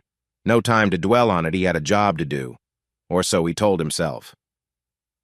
Maxwell's accounting firm didn't pause for personal disasters. David forced on a clean shirt, ignoring the throbbing pain in his knuckles, and headed out. At the office, Maxwell's stern gaze swept over David the moment he walked in. "Morning," Maxwell greeted in a low tone. He didn't mention the bruises outright, but his eyes narrowed. "We have a staff meeting in 15. Don't be late." David nodded. He sensed Maxwell wasn't blind to the tension swirling around. Ethan also worked in a different department there. Rumors about some fiasco might already be afloat. David felt a leaden dread. Eventually, he'd have to see Ethan, or at least hear his name. He settled at his desk, flipping through emails as if everything was normal. The tasks blurred. Quarterly reports, tax consultations, none of it seemed real. The phone rang and David almost jumped. It was Addison's number. He let it go to voicemail. Again. When the staff meeting convened in the conference room, David slunk into a seat near the back. Maxwell stood at the head of the long table, posture rigid. He reviewed standard updates, new clients, upcoming deadlines. But then his voice tightened. "I need to address something delicate," he said, scanning the room. A hush fell. David's pulse hammered. Maxwell cleared his throat, expression unreadable. "There's been an incident involving employees here. I won't go into details. But let's be clear. We can't have personal altercations spilling into the workplace. Understood?" David swallowed, feeling eyes on him. He caught glimpses of anxious co-workers shifting in their seats. Maxwell's gaze flicked to the empty chair where Ethan normally sat. "I expect professionalism from everyone," Maxwell continued. "If issues interfere with firm business, we'll take swift action." The meeting ended in awkward silence. David hurried out before anyone could corner him with questions. His phone buzzed again this time. The caller ID showed Addison's mother. He nearly groaned. Definitely not picking that up now. Back at his desk, David tried to breathe. The entire day felt like a ticking bomb. He typed half-heartedly, inputting data, barely registering the numbers. By midday, Maxwell called David into his office. The space was dim, blinds drawn. Maxwell sat behind a large oak desk, gray hair combed meticulously, tension etched into his brow. "David," Maxwell said softly, gesturing for him to sit. "I heard about the fight last night. It's all over the rumor mill. People say you and Ethan—" He didn't finish. David shifted in the chair, jaw tight. "He showed up at my house. Things got physical. I'm sorry if that impacts you, but it's personal." Maxwell's lips pressed into a thin line. "Ethan is my son," he reminded David quietly. "I don't know the details, but I've never seen him come to work with a busted lip. He's told me bits of a complicated story." A pause. "Look, David, I value you as an employee. Your good may be the best I have, but if this situation escalates, it's going to be a problem for the firm." David's voice shook with repressed fury. "So you're protecting him because he's your son?" Maxwell stiffened. "I'm protecting the reputation of my business. This can't devolve into a public scandal." "I see." David stared at the floor, swirling with resentment. "What do you want me to do? Ignore that he slept with my wife?" Maxwell's face flickered with discomfort. "I'm not asking you to ignore anything. I'm asking for discretion.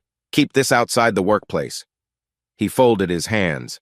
"If you need time off, or counseling, or—" "I don't need counseling," David snapped, then caught himself.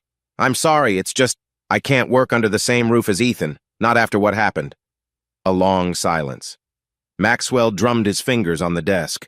"He's my son, David. He made a mistake, but everyone does at some point." His voice dropped. "I'm not going to fire him." David's temples throbbed. Mistake, he thought bitterly. Breaking up a marriage was more than a mistake. He swallowed the caustic reply burning on his tongue. The truth was, Maxwell's loyalty wouldn't shift away from Ethan. Maxwell sighed, leaning back in his chair. Look, go home early today. Get your head together. We'll talk soon. David stood, tension quivering in his limbs. He said nothing, stepping out of the office, leaving behind the faint smell of Maxwell's aftershave. Out in the hallway, a co-worker gave him a wary nod, as if uncertain how to approach him now. David ignored it, heading straight for the elevator. He couldn't focus on spreadsheets or client calls with this swirling in his mind. The confrontation with Maxwell left him feeling cornered, like no matter how deep his sense of betrayal, the firm would close ranks around Ethan. The man who had destroyed David's marriage might not face any real consequences, at least not here. On the drive home, traffic crawled, each red light an agonizing pause that let David brood over everything. Addison's calls kept piling up in his voicemail. He stared at the phone once, debating if he should answer, but the heartbreak was still too fresh. Eventually, he pulled into his driveway, noticing Addison's car parked a few houses down. She stood on the sidewalk, arms folded, face blotchy from crying. David's chest went tight. He lingered in the driver's seat, debating whether to confront her or flee, but there was no escape now. With a surge of determination, he stepped out. She approached cautiously, her eyes flicking to the bruise on his jaw. "David, oh my God," she breathed, tears returning. "Your face." He brushed past her, heading for the front door. She trailed behind, voice faltering.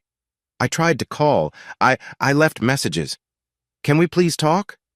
He hesitated at the threshold, not opening the door yet. "We have nothing to talk about," he said coldly. "You made your choice." Her face twisted with anguish. "It wasn't a choice.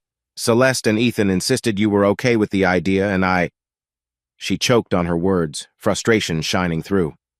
"I tried to believe them. I never meant to betray you." His anger flared anew. "Don't pin this on them. You chose to act on it. You let him touch you." He cut off, bile rising in his throat. "I can't stand to hear the details." She reached for him again, but he wrenched free. "If you want to talk," he ground out, "make it quick." They ended up in the living room, David perched on the edge of the couch, Addison standing by the coffee table. She tearfully recounted her confusion, the twisted idea Celeste pitched. Addison claimed she was intoxicated by the spa weekend's vibe, that she'd been told David had secret desires. She insisted it all spiraled out of control. "I regret it more than you know," she whispered. David shook his head, weariness settling in. His voice lowered to a hollow rasp. "Maxwell's trying to hush this up at work. Meanwhile, He stared at the ring on her finger and bitterness speared through him. "You still want me to forgive you?" Addison nodded desperately. "If I could take it back, I swear I would." He gave a bitter laugh, that sound of heartbreak twisting in his throat. "I can't forgive you right now. I can't even look at you without remembering." He stood abruptly, stepping away. "Just go." Her shoulders slumped in defeat. "David." But she seemed to sense no argument would sway him. She walked to the door, glancing back with tear-filled eyes. "I'll keep trying," she whispered. "Because I love you." She left, leaving David alone in the muted evening light. He realized his entire body was trembling, exhaustion layering over heartbreak. The ring on his own hand felt like a mocking weight. With a shaky sigh, he tugged it off and placed it on the coffee table. The marriage it symbolized seemed irrevocably shattered. He stared at that ring, shining under the lamp's glow. Maybe Maxwell could bury the scandal for his son's sake, but David couldn't bury the hurt. A single tear slipped down his cheek, surprising him. He crushed it away with the back of his battered hand. Something dark and cold began to crystallize within him, a sense that everything he valued was systematically crumbling, and the one place he'd turned for stability, his workplace, was siding with the man who had destroyed him. A week later, David found himself stepping over boxes as he navigated a cramped studio apartment he'd hastily rented in a less expensive part of town. He couldn't bear staying in the marital home any longer, too many memories pressed in on him. Addison had offered to go instead, but her presence alone felt suffocating. And so, after another heated argument, David packed essentials and left. The studio was bleak, peeling paint, a single small window overlooking a half-empty parking lot. It smelled faintly of stale cooking oil. But David welcomed the solitude. He spent the first day hauling in old furniture, refusing Addison's offers to help. It was only near midnight, when he collapsed onto a creaking second-hand couch, that the crushing loneliness sank in. The next morning, phone calls assaulted him from all sides. Family members who'd heard rumors, some from Addison, others from Ethan's circle, called to piece together the truth. David's mother, Mary Ann, left a voicemail in tears, imploring him to talk. Addison's mother, Joyce, attempted to corner him at the old house before he moved out, but he avoided her. Even Martin and Mia reached out, wanting to check in. David ignored most of them.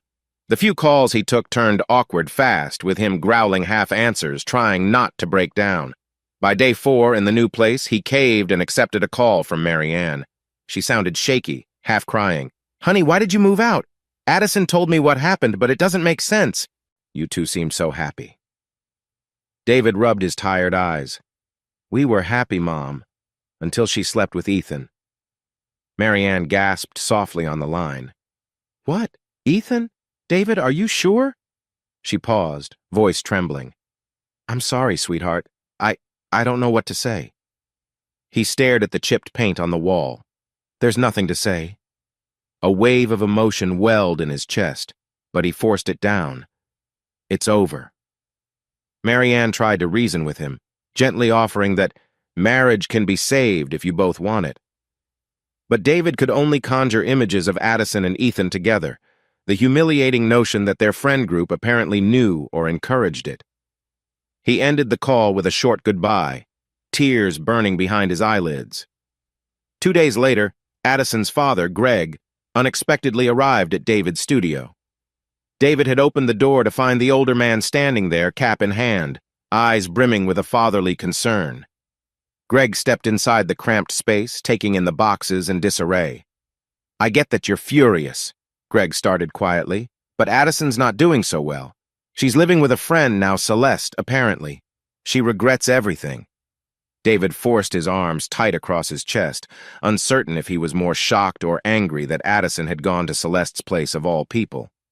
"Maybe she should regret it," he said, voice strained. Greg nodded. "I'm not here to excuse her.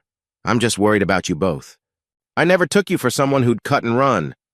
The words were gentle but firm, like he was testing David's resolve. David stiffened. "This isn't running. It's self-preservation, Greg."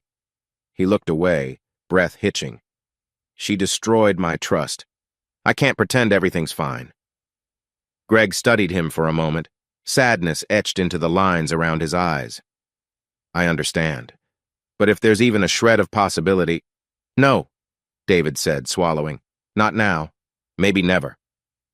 After Greg left, the tiny apartment seemed colder. David spent the afternoon rummaging through paperwork, receipts, and property documents, trying to wrap his head around the next steps. Addison kept texting him that she wanted to talk face-to-face, but he told her no. Each day, he set aside the phone, burying himself in attempts to keep busy. To complicate matters, Maxwell assigned David fewer responsibilities at work, citing concern for your mental health. David realized cynically that it was more about smoothing over tension with Ethan. In staff meetings, Ethan appeared with a bruised jaw, and once or twice David caught him glancing across the room with regret. David refused to engage. The tension was so thick that a few co-workers started taking sides. Whispers circulated about Ethan's betrayal and David's meltdown. Maxwell occasionally shot David stern looks, as if warning him not to feed the gossip. One afternoon, David stepped out for a quick lunch. As he locked his car, he heard a familiar voice, Mia leaning against a nearby column, arms folded. She greeted him with a tentative smile. "Hey," she said softly. "I tried texting, but you never responded." David shrugged, uncertain if he could handle more pity. "Been busy." Mia's expression was a mix of sympathy and frustration. "I'm sorry, David. None of us knew well. We suspected Celeste was cooking up something, but we never imagined it'd go so far." He wanted to dismiss her, but something in her tone felt genuine. He let out a ragged sigh. "It was definitely far. Too far." She nodded, eyes downcast. Martin and I have been trying to talk to Ethan, but he's apparently more worried about his dad firing him or something. Celeste is basically bragging that Addison's staying at her place. Feels like they're all doubling down on this twisted idea. A bitter laugh escaped David. Great. So Addison's with Celeste, who orchestrated the whole mess in the first place. Mia exhaled shakily. We hate seeing you like this, Dave. You were always the stable one. Now everything's upside down. David's jaw tightened. I can't forgive them, he muttered. I don't think I can. He glanced at the time, noticing he'd have to hurry back to the office. Anyway, thanks for checking in. He offered a weak nod before slipping away.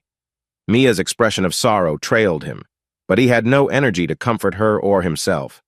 That evening, alone in his cramped studio, David cooked a frozen dinner and forced the bland food down. An occasional roach scuttled in the corner, further testament to how far his life had fallen from the warmth of the home he'd shared with Addison. He found a half-empty bottle of whiskey in one of the unpacked boxes, left over from an old holiday party. For a while, he just sat with it on the table, thinking. He poured one shot, swirling the amber liquid. Pain flickered in his eyes.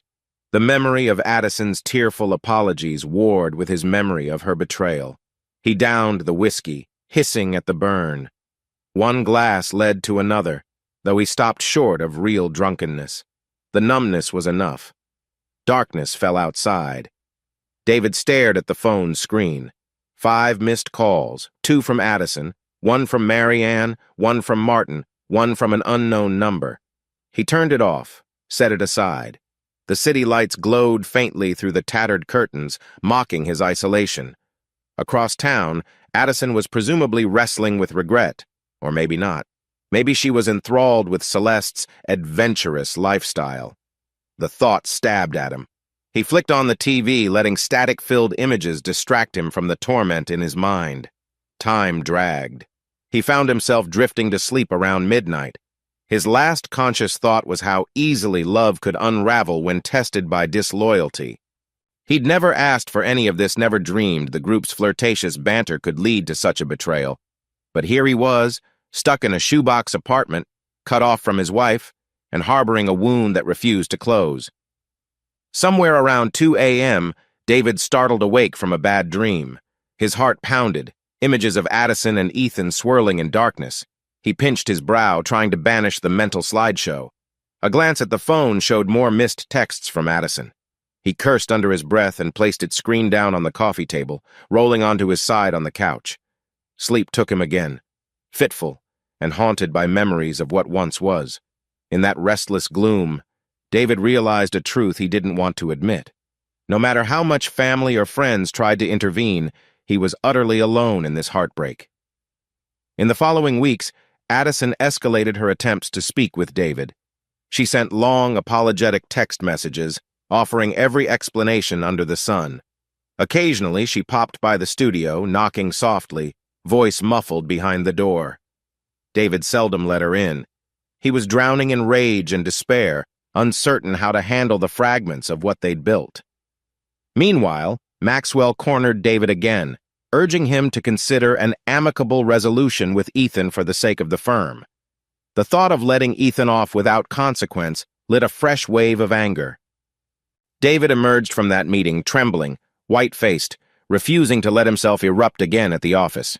He'd already seen how easily Maxwell could side with his son. Finally, one chilly Saturday morning, Addison stood outside David's studio in a light drizzle, looking pale and drawn. David opened the door just enough to see her watery eyes. "Please," she whispered. 10 minutes. That's all I'm asking." He considered slamming the door, but something in her expression stopped him. Maybe he needed closure. With a curt nod, he let her in. She stepped inside, glancing at the mess of half-unpacked boxes. A wave of sadness crossed her face. They stood awkwardly, the silence thick. Addison took a trembling breath. "I can't undo what happened," she began, voice quivering. "But I need you to know She paused, swallowing. "I never meant to lose you. I was confused, listening to Celeste talk about how you secretly wanted that kind of arrangement. I trusted her because she's my friend, but it was all twisted. I messed up." David crossed his arms, chest tight. You gave yourself to Ethan, he said bitterly. A man I considered a brother. How do you expect me to look at you and not see that? She winced, tears spilling over. I understand you're hurt. I just hoped maybe there's some chance. No. He shook his head. I tried to even imagine that, Addison. But it's like my mind hits a wall. His jaw clenched. We made vows. You tore them apart. She wiped her cheeks. I know. And I'd do anything to fix it. If you need me to move to another city, quit my job, I'd do it. I just can't bear the thought of losing you forever. David sank onto the edge of his couch, running a hand through his hair. It's not that simple. You broke something fundamental. We can't just patch it up with distance or a new job. She hovered by a box of random clothes, biting her lip. What do you want me to do? He exhaled slowly. I want you to sign divorce papers, he said at last, voice numb. I've already downloaded the forms. The moment the words left his mouth, a wave of finality washed over them both. Addison choked on a sob. You don't mean that. It's too final. He stared at the floor. I do. Every time I think about what happened, I feel like I'm drowning. I can't function at work. My mother's worried sick. We're stuck in this limbo, Addison. It has to end. Her breath hitched. But do you still love me? Silence stretched, fragile as glass. Finally, David lifted his gaze to hers. In his eyes shone heartbreak beyond measure. Love can't survive betrayal like this, he whispered. I loved the woman who cared for me when my dad died, who made me laugh on rainy mornings, who respected our vows. Now that woman seems gone. Addison's sobs broke loose, raw and desperate. She sank to her knees in front of him, clutching his hands. He hesitated, the old instinct to comfort her stirring, but a shiver of revulsion slid through him, remembering Ethan's hands on her. Gently he pulled away. She looked up, mascara smudged, eyes puffy. I'll sign, she said brokenly, if that's truly what you want. David nodded, throat tight. It is. They sat down at his small, rickety table. He booted up his laptop, printing off the forms. With trembling fingers, Addison clutched a pen. She paused, tears sliding down her face. David wrestled with his own flooding emotions, each breath shaky. She signed, pressing the pen down so hard it almost tore the paper. Once done, Addison lingered. David stood, arms crossed, trying to maintain composure. She reached out, touching the gold wedding ring still perched on her finger. Slowly, she slid it off, setting it beside the signed forms. You deserve better than what I did, she whispered, voice shattered. He swallowed, nodding. They stared at each other for a heavy moment. Two people who had once shared dreams, now parted by an irreparable chasm. Sniffling, Addison turned to leave, tears dripping onto the floor. At the door, she paused. I'll always regret this, she murmured. And I'll always love you. David's eyes closed. He said nothing, heart twisting painfully. A moment later, she slipped out, shutting the door softly behind her.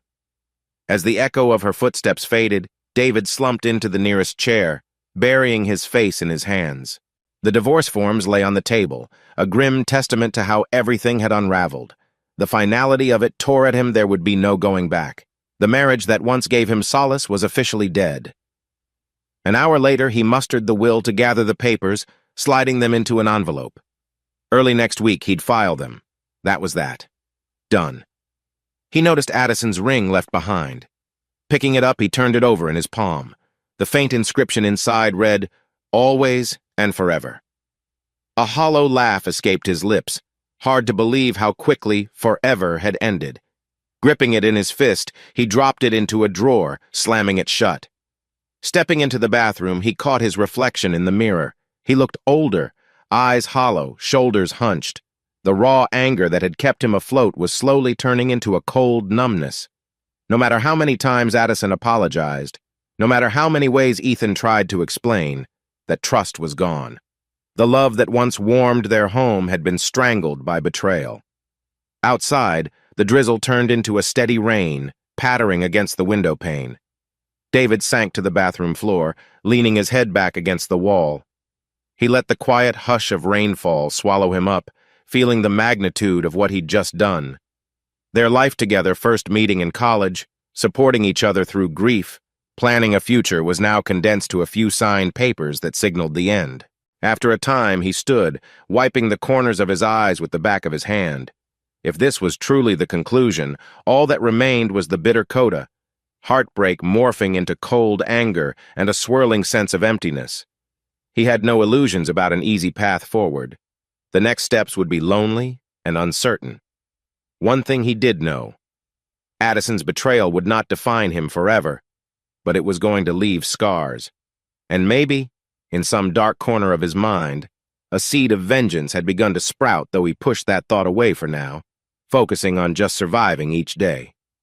The final act of their marriage might be sealed, but David was still here, breathing, albeit painfully. As he set a blanket on the couch and turned off the lights, a single notion flickered. If Addison, Ethan, and Celeste believed he'd simply vanish into sorrow, they had no idea what kind of resolve could grow out of betrayal. Clinging to that meager sense of purpose, David closed his eyes, letting the slow drip of water from the eaves lull him into an uneasy sleep. David woke in his cramped studio apartment as dawn's pale light seeped through the dingy curtains. His eyes opened to the same chipped paint ceiling that had greeted him for weeks, a far cry from the home he once shared with Addison. Normally, he'd lie there numb, replaying the betrayal. But today, something else burned in his chest, a cold, methodical anger ready to be harnessed. He rose from the sagging mattress and flipped through the scribbled notes on his kitchen table. He'd spent the past week methodically researching everything he could about Ethan, Celeste, and Addison, their vulnerabilities. He had tabs on Addison's bank accounts, credit lines, and her upcoming job interview he'd heard about through old mutual friends. He had gleaned details of Ethan's new projects at Maxwell's firm, and he'd quietly reconnected with certain business acquaintances who disliked Ethan's arrogance. David lingered at the table, sipping lukewarm coffee. The heartbreak of losing his wife had twisted into a singular, furious focus. They should not get off scot-free. Addison might cry about her regrets, Ethan might smooth it over with Maxwell, but David refused to let them forget the damage they caused. He cleaned up, checking his reflection in the mirror. The bruise on his jaw from his confrontation with Ethan had faded into a faint yellow splotch, a memento of the night. Everything fell apart. He pulled on a gray button-down, wrinkled but acceptable, and left, stepping into the overcast morning. The air felt thick with potential storms, mirroring his simmering emotions. His first stop was a modest co-working space downtown. He'd rented a tiny desk under a fake name, wanting to keep his activities private. The manager of the space, a woman named Yvonne, greeted him politely, unaware of his personal vendetta. He offered a tight smile, heart pounding with anticipation.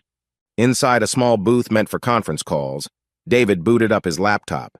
His mind spun with possible angles: Addison's finances, Ethan's relationship with Maxwell, Celeste's ambitions for a flashy career in social media. He began compiling documents that looked innocuous on the surface, but held devastating potential. Credit reports Addison never realized he had access to, old text screenshots from Ethan bragging about insider deals, and references from ex-colleagues who disliked Celeste's manipulative streak. The key, David reminded himself, was subtlety. He didn't want to blow everything up overnight. He wanted them to feel it unravel. Let them suspect something was off, but never pinpoint the cause until it was too late. A beep signaled an incoming email. Aaron Rodriguez, an old friend from David's accounting days, responded to David's discreet question about financial compliance. Aaron wrote that he'd keep an eye out for any red flags if Ethan was seeking new investment partners. David smirked. Perfect. Another puzzle piece in place. He spent hours drafting new rumors, carefully wording them to appear like credible concerns. He'd let them trickle into the local business community, anonymous tips about Ethan's questionable ethics, whispered gossip about Addison's potential default on her condo loan. He typed and retyped them, ensuring they sounded authentic. Then, using throwaway emails and calls, he began sowing seeds of doubt. By mid-afternoon, David's stomach growled. He packed up, slipping out unnoticed. The city's bustle matched the churn of his thoughts. He grabbed a sandwich from a corner deli, devouring it without tasting. His phone vibrated. Martin texting, likely to check on him. David stared at the message. "Hey man, haven't heard from you in a while. Everything okay?" And left it unanswered. He'd use Martin soon enough, just not yet. That evening, back in his studio, David spread out more papers across the kitchen table. The overhead light flickered, highlighting his meticulous scribbles. Every line aimed at ensuring Ethan and Addison couldn't climb out of the pit they'd dug for him. His mind roiled with images of Addison's tearful face, Ethan's smug attempts to apologize, and Maxwell's paternal protection. Each memory fed the cold flame inside him. Yet amid his grim satisfaction, guilt whispered at the edges. He pushed it down. He recalled Addison's betrayal, her body marked by Ethan's love bites. That image obliterated any pity he might have. They had no mercy for him. He'd have none for them. Around midnight, he closed his laptop, adrenaline still thrumming. The next day, he would refine each step. He'd contact old accountants who disliked Maxwell's favoritism, nudge them to question Ethan's competence. He'd confirm Addison's new job prospects, then quietly sabotage them. One day, they'd open their eyes to a spiderweb of consequences, never realizing David had quietly spun it all. Lying on the lumpy couch, David stared at the ceiling, mind buzzing. This path was dark, but the bitterness inside him refused any other route. He let out a shaky breath. They turned him into someone he barely recognized, so be it. If punishing them was the only way to quell the raging storm in his heart, he'd see it through. He drifted off just before dawn, haunted by a single razor-sharp thought, his vow to see Addison and Ethan drown in the same agony they inflicted upon him. 2 mornings later, David found himself seated in a quiet cafe near the waterfront, waiting for a contact named Carla Brandt, a mid-level manager at a local bank. Carla used to work with David at Maxwell's firm, but she left after clashing with Ethan over a loan package fiasco. David hoped her lingering resentment would be a useful tool. When Carla arrived, she offered a polite nod. "David, it's been a while. Heard you parted ways with Maxwell." She didn't hide her curiosity, eyes flicking to the tension in his jaw. He gestured for her to sit. "Thanks for meeting me. Let's say I'm exploring some new projects. I want to confirm if you've seen anything concerning about Ethan's finances or dealings. Strictly confidential." Carla folded her arms, leaning in. "Ethan's always been reckless arrogant, too. Word on the street is he's pitching some big proposals to investors, but there are doubts about his creditworthiness. I can't share specifics, but there's talk." David sipped his coffee, heart pounding with vindictive triumph. "If you happen to come across any unusual applications or sudden changes in funding, let me know. I just want to avoid getting burned by him again." He flashed a tight, appreciative smile. "Of course your name stays out of this." Carla raised an eyebrow but nodded. "I never liked how he handled accounts. If I see something off, I'll shoot you a heads-up." She paused. "But be careful. Maxwell has pull in this town." David's lips curled into a hint of a smirk. "I know. Thanks, Carla. This could help me keep my distance from trouble." She caught the cold edge in his voice but didn't comment. After finishing their coffees, she left with a cordial handshake, leaving David quietly exultant. Outside, the sun peeked through clouds, mocking his dark intent. He mentally checked that off his list. Carla would watch Ethan's bank interactions. Next, Addison. David recalled she'd once mentioned being co-signer on her brother's loan. Perhaps he could pull a thread there, complicate her finances. He hailed a cab to a quiet office park where a friend, Graham, now worked. Graham specialized in property law, and David had helped him once with an accounting issue. The moment David entered Graham's small office, the lawyer gave him a weary grin. "Dude, been ages. What's up?" But his face sobered when he saw David's grim expression. They settled in cheap plastic chairs, away from prying ears. David summarized Addison's involvement in the fiasco without the seedy swap details and expressed a professional interest in certain legalities about co-signers. Graham, frowning, explained that if Addison's brother defaulted, Addison might be on the hook for substantial debt. If the timing aligned with changes in Addison's job or credit lines, she could be left scrambling. David's chest tightened with a twisted thrill. Perfect. He'd ensure Addison's finances hit a snag at the worst possible moment. Let her taste insecurity. let her realize she shouldn't have trifled with his trust. He thanked Graham for the insights, parted ways, and left feeling a rush of triumph. That afternoon, holed up again in the co-working space, David crafted carefully worded emails. One reached the HR department of Addison's potential new employer, hinting that she had severe ongoing debt and possible legal entanglements. Another targeted Maxwell's business circle, questioning Ethan's ethics. He used vague aliases, routing them through anonymizing services. The tone was precise, the language professional just enough to sow doubt. Hours slipped by as he systematically planted these seeds, an email to a local journalist referencing undisclosed office drama at Maxwell's firm, a text to a real estate broker friend implying Addison might soon default on property payments. Each move was small but cumulative one-stroke in a grand design. Come evening, David rubbed his temples, exhaustion creeping in.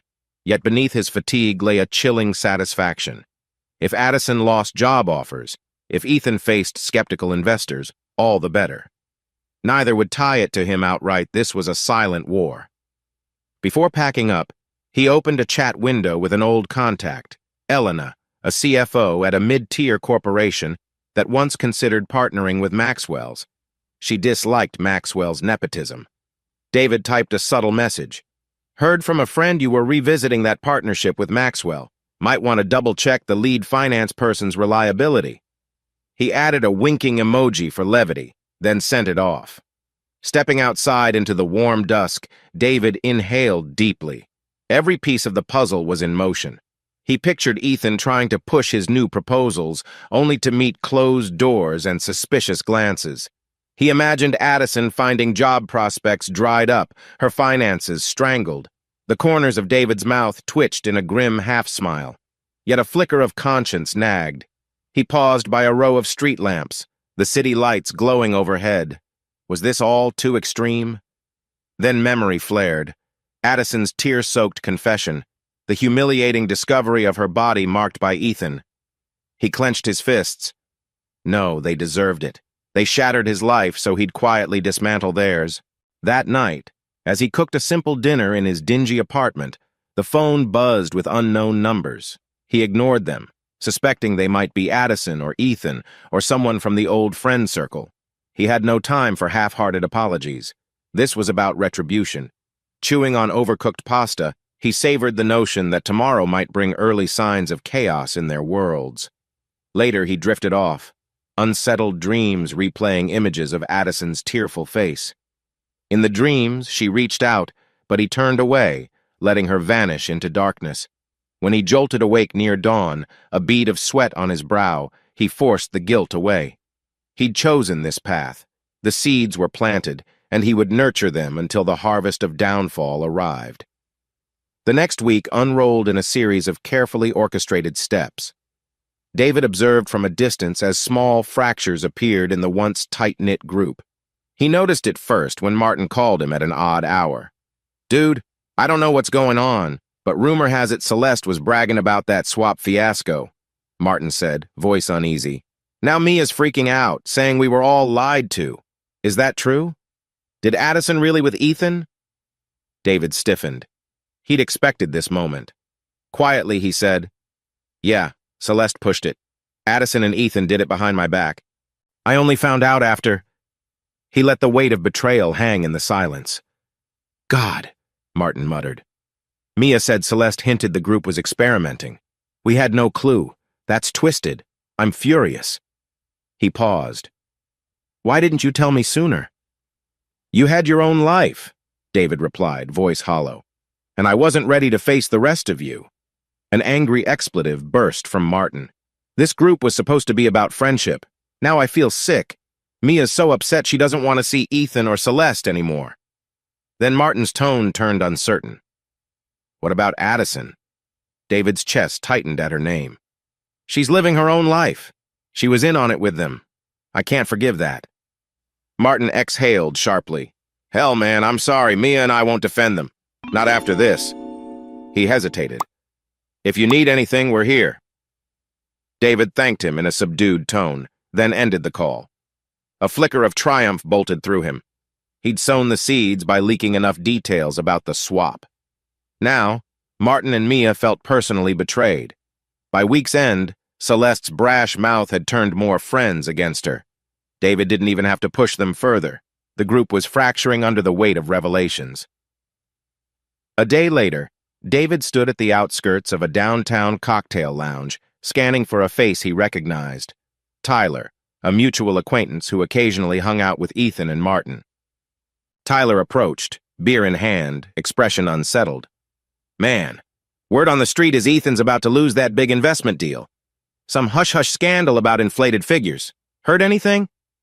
David shrugged, feigning innocence. "No idea, but that wouldn't surprise me. Ethan's always been reckless." Tyler nodded gloomily. "He's in meltdown mode, apparently. Maxwell's pissed at him, rumors swirling he can't be trusted with the firm's clients. If you see him, maybe you should warn him?" David forced a sympathetic expression. "I doubt Ethan wants to hear from me. We're not exactly on good terms." Inside, satisfaction flared. This was exactly what he wanted. Maxwell's anger, investors pulling away, trust eroding. The plan was clicking into place. As the lounge buzzed with chatter, David overheard glimpses of conversation about Addison too. Someone mentioned she'd abruptly lost her job prospect. Another whisper suggested she was burdened with family debts and might not qualify for her next apartment lease. Each snippet felt like a twisted victory. He sipped water, quietly observing the unraveling from afar. Later that night, David found a text from Mia. "We confronted Celeste. She said it was all just a fun idea everyone was supposed to love. I can't believe they used us like that. She even implied you were meant to join in with Mia. So messed up."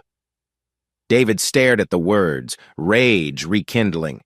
Addison and Ethan's twisted plan, fueled by Celeste, had nearly turned everything vile. He typed back, "I'm sorry you both got pulled into it. I only found out after—" Then he paused, deciding to plant one more wedge. "Be careful, Celeste might spin the story to blame me or you guys." He hit send, imagining Mia's justified fury. The once harmonious group was a battlefield now. "Sure enough, the next afternoon," Martin called, voice laced with anger. "Celeste confronted us, said you authorized the swap. She's lying, right?" David clenched his jaw. "Of course it's a lie. I never wanted any of that.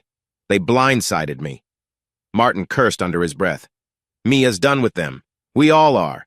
This is insane." His voice softened. "You all right, man?"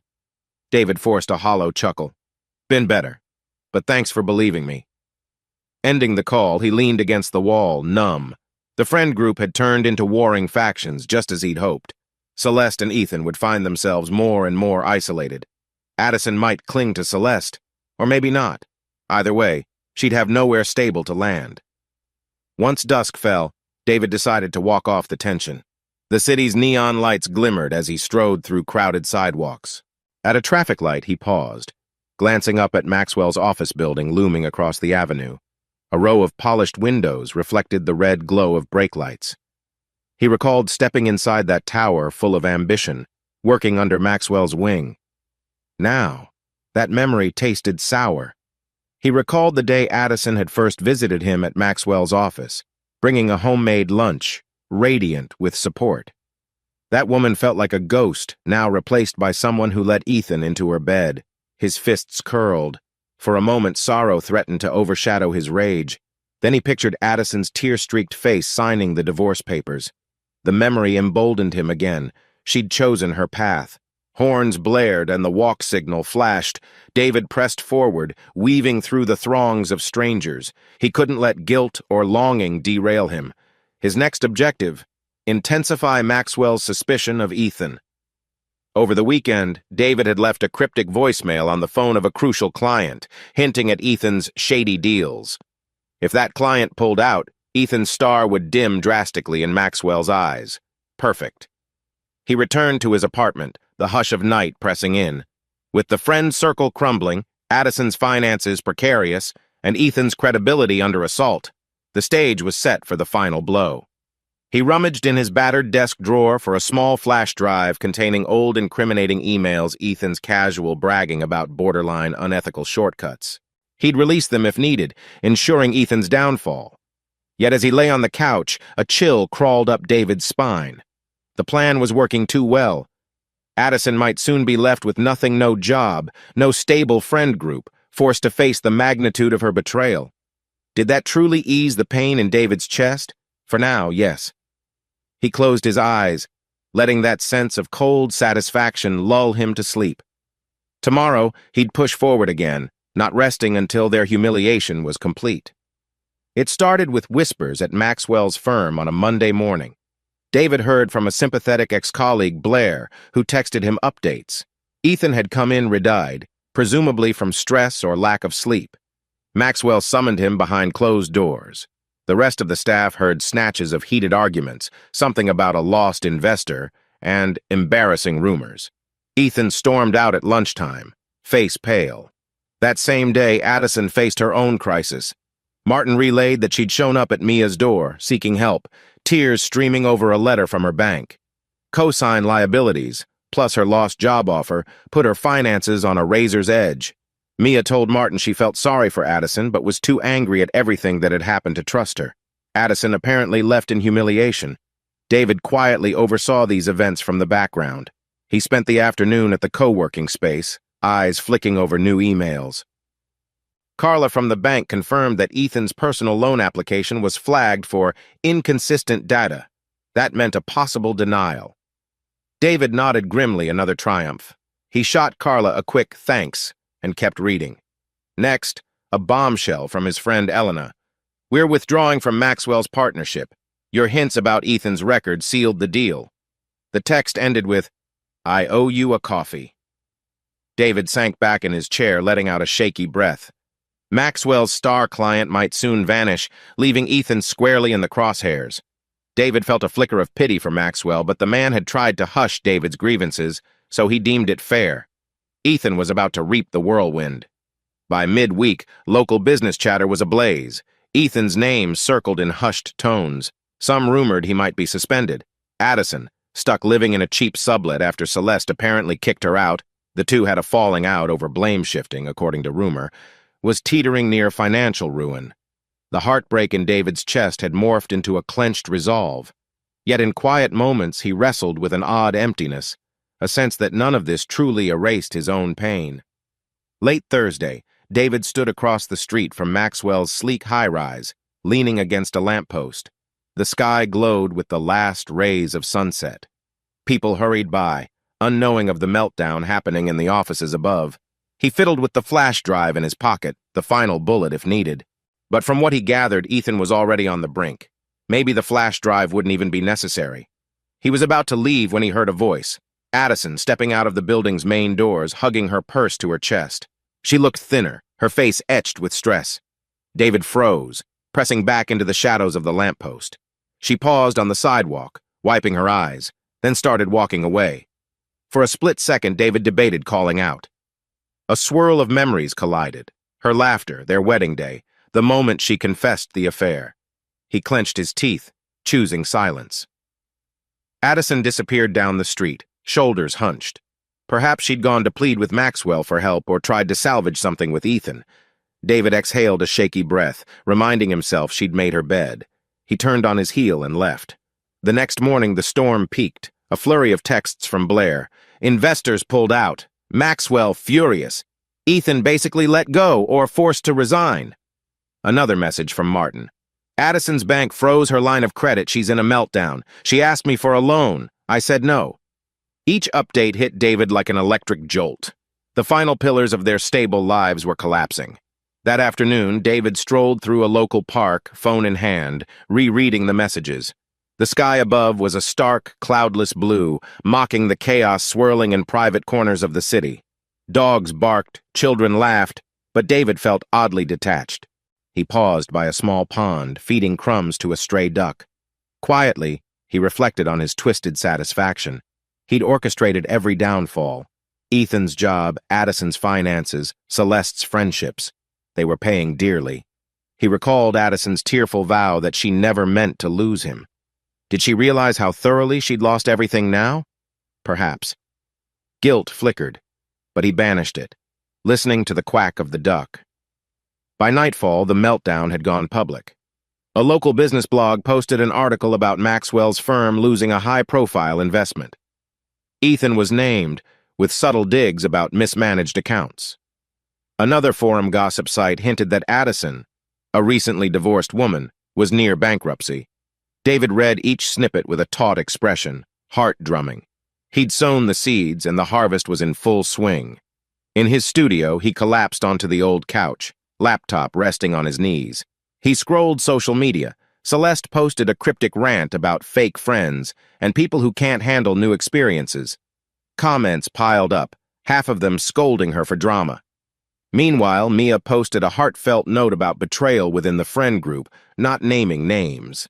The entire community buzzed with half-known truths, and David's name never once appeared. He remained the invisible architect of their ruin. Staring at the screen, he felt a flicker of emptiness. He'd achieved what he set out to do. His revenge was all but complete. Ethan was cut off, Addison humiliated, Celeste ostracized. The once happy circle was in tatters. And yet, David's own heart still bore the scars of betrayal. Vengeance, it seemed, didn't magically erase his pain. But perhaps that wasn't the point. A knock at his door startled him. He stood slowly, apprehension coiling in his gut. Who could it be? He opened it a crack to see Martin, eyes somber. "Hey, can we talk?" Martin asked softly. David nodded, stepping aside. Martin shuffled in, gaze scanning the messy apartment. "I just needed to see if you're okay.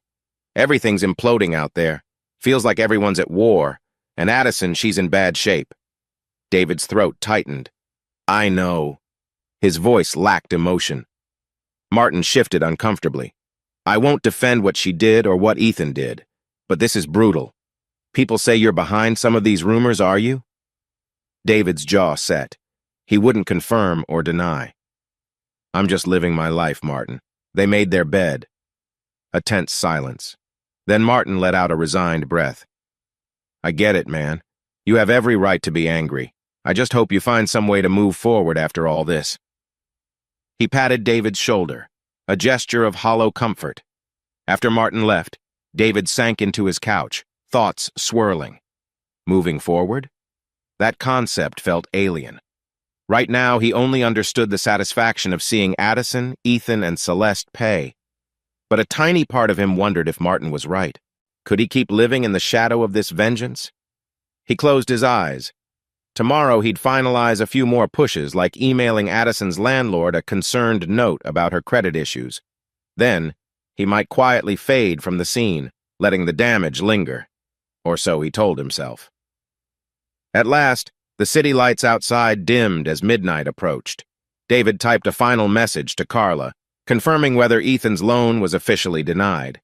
Then he shut his laptop, a trembling sense of completion washing over him. They were undone, humiliated, on the edge of ruin. He was the silent cause. Part of him expected to feel exultant. Instead, he felt only a numb ache, as though the satisfaction of retribution couldn't quite soothe the hole Addison's betrayal had punched in his heart. Still, he forced himself to accept it. He'd chosen this path, and it was nearly done. Darkness settled over the studio, the hum of traffic lulling him into restless sleep. Outside, a patrol car's headlights swept past, briefly illuminating the battered walls. David slept in uneasy fits, haunted by a question he refused to face fully. After vengeance, what next? The stale hum of the old window unit filled David's studio apartment that morning, barely cutting the summer heat. He stood by the narrow kitchenette, packing away the last traces of his financial sabotage plans. Old notes, anonymized emails, and scribbled timetables. The scattered evidence of his vengeance felt like relics from another lifetime, even though only weeks had passed since everything went public. He looked around the small space, recalling the bitterness that had guided him for so long. Now an odd emptiness stretched in its place. He'd won in some sense, but his victory felt disturbingly hollow. A lukewarm coffee sat on the counter, untouched. David exhaled, ignoring the swirl of old regrets in the back of his mind. Time to move forward, or at least try. His phone buzzed with a call from Roger, an acquaintance from a local real estate agency. David's chest fluttered. He and Roger had met at a charity cycling event years back, bonding over a shared love of numbers and the open road. Recently, Roger hinted his real estate brokerage was hiring. David needed a fresh start, away from Maxwell's circle, away from the aftermath of revenge. He answered quickly. "Morning, Roger," he said, voice hoarse from the heat. "Hey, Dave," Roger replied in that brisk, confident tone. "I spoke to my boss about you. We're short on staff who understand finances, mortgage structuring, all that. Think you could drop by the office for an interview?" David's hand tightened on the phone. "Absolutely. Today, if possible." Roger laughed. "Eager, huh? We love that. Come at 2 p.m., I'll text you directions." Ending the call, David allowed himself a small, genuine smile. For the first time in months, he felt a whisper of excitement that wasn't fueled by anger. Maybe real estate could be a fresh lane, a chance to rebuild. He quickly showered, pressed a decent shirt, and left his studio behind. Roger's brokerage sat in a renovated brick building on a tree-lined avenue. The sign out front read, "Landmark Realty & Co." in clean letters. Inside, the air smelled of fresh paint, and the wide windows let in slants of afternoon sun. A short reception area led to an open workspace, where half a dozen employees bustled around. David's heart thumped. This was new terrain. Roger waved him over. "David, perfect timing." He introduced David to Janice Baird, the senior broker. Janice, a sharp-eyed woman in her 40s, wore a navy blazer that exuded professional confidence. She greeted him with a firm handshake. "I've heard good things," Janice said, scanning David's resume. "You were an accountant at Maxwell's firm, right?" David tensed at the mention of Maxwell, but kept his tone polite. "Yes, for a while. I handled corporate accounts, oversaw certain audits." She nodded. "Roger tells me you're detail-oriented and good with clients. Real estate's different from pure accounting, but that skill set is invaluable. Our agents need to guide clients through financing details, tax angles, all of it." They settled in a small conference room, blinds filtering the sunlight. Janice began a brisk interview asking about hypothetical scenarios, how David would handle a first-time buyer anxious about their mortgage or a seller worried about capital gains. David's mind churned with confidence. Numbers never lied, unlike people.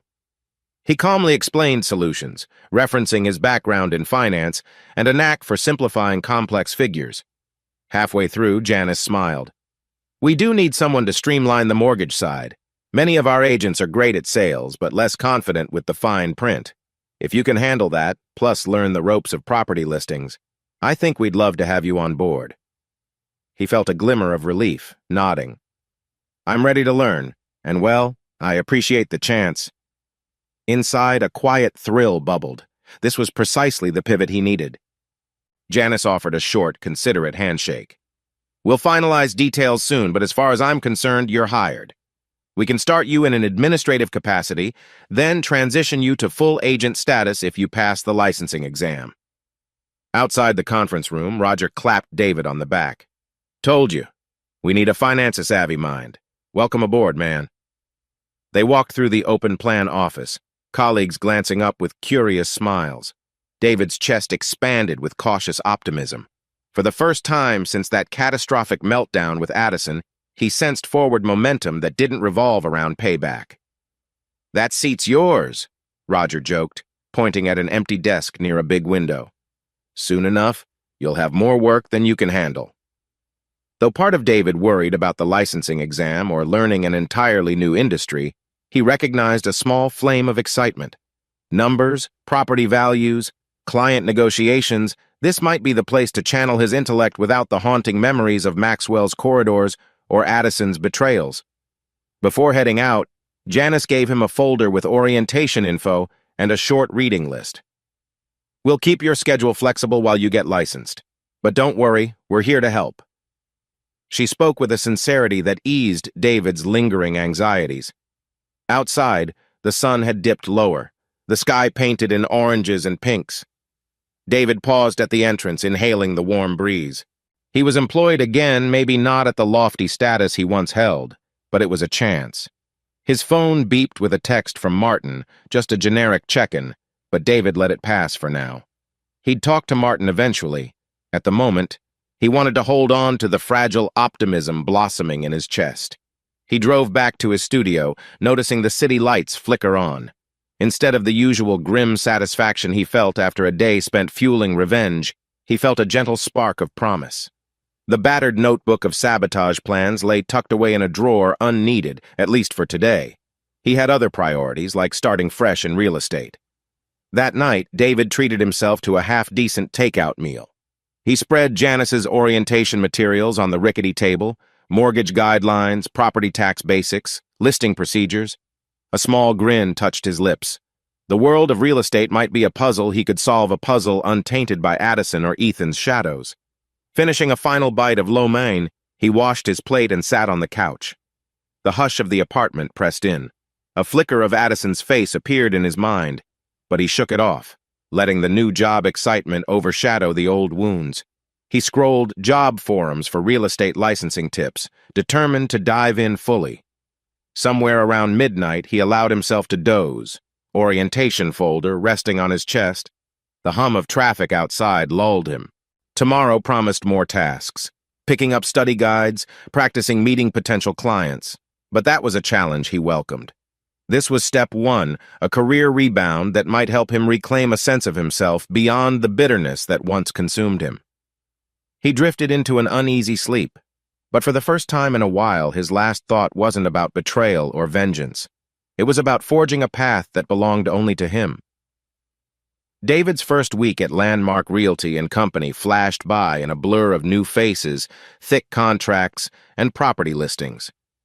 He split his time between learning standard realtor tasks, photographing homes, scheduling viewings, drafting client proposals, and leaning heavily on his financial expertise whenever a mortgage or tax question arose. Though he was the new guy, the staff treated him kindly, especially Roger. Still, the churn of activity felt overwhelming. David found himself working late to catch up on legal details, reading pamphlets on zoning laws, occasionally haunted by flickers of old bitterness he tried to bury.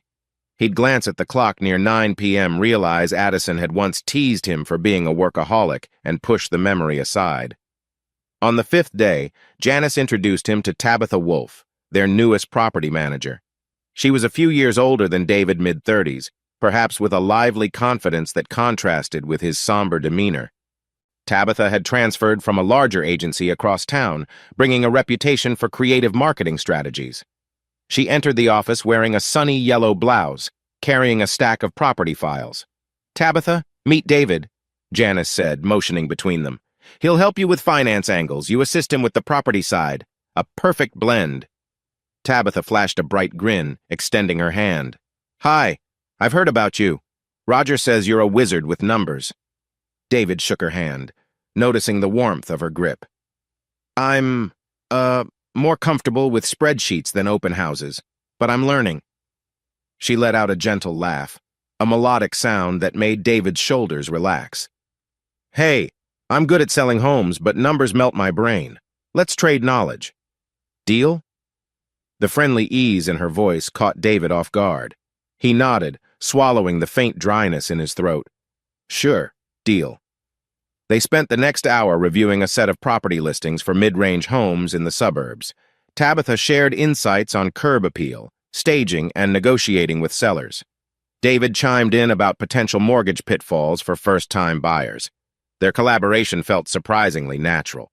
Despite David's lingering mistrust of new people, Tabitha's open, approachable demeanor chipped at his guarded exterior. Around lunchtime, Tabitha proposed stepping out for a quick bite. "Come on, the deli next door has killer sandwiches."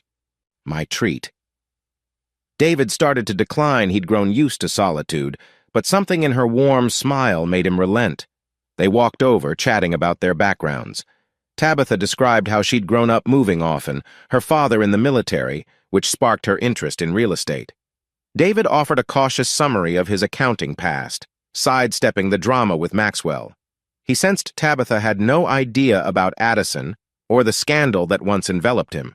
That anonymity felt like a relief. Once seated at a small table by the deli window, Tabitha asked about his transition from finance to real estate. David hesitated, swirling his cup of iced tea. "I needed a change," he said simply. "My old workplace got complicated." I realized I like helping people directly more than just crunching numbers behind a desk. She watched him, curiosity in her eyes, but didn't press. Makes sense. Real estate can be stressful, but it's also rewarding. There's a rush when you match someone with their dream home. He tried to imagine that rush, uncertain if he could feel such passion anymore. But her enthusiasm was almost contagious.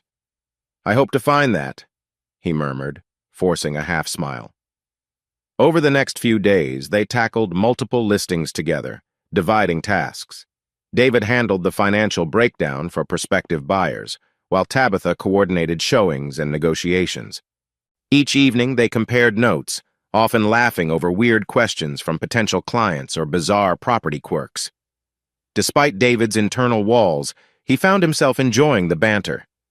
Tabitha's energy filled the quiet corners he'd grown used to occupying alone.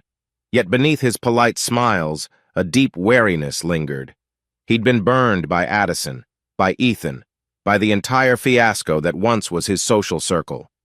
Even though Tabitha seemed straightforward, part of him reflexively withheld trust. He caught himself analyzing her words, bracing for hidden motives. Once or twice, she'd crack a playful joke, and he'd freeze, uncertain if it was harmless humor or something deeper.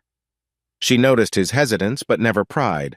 One evening, they stayed late at the office finalizing a big new rental listing.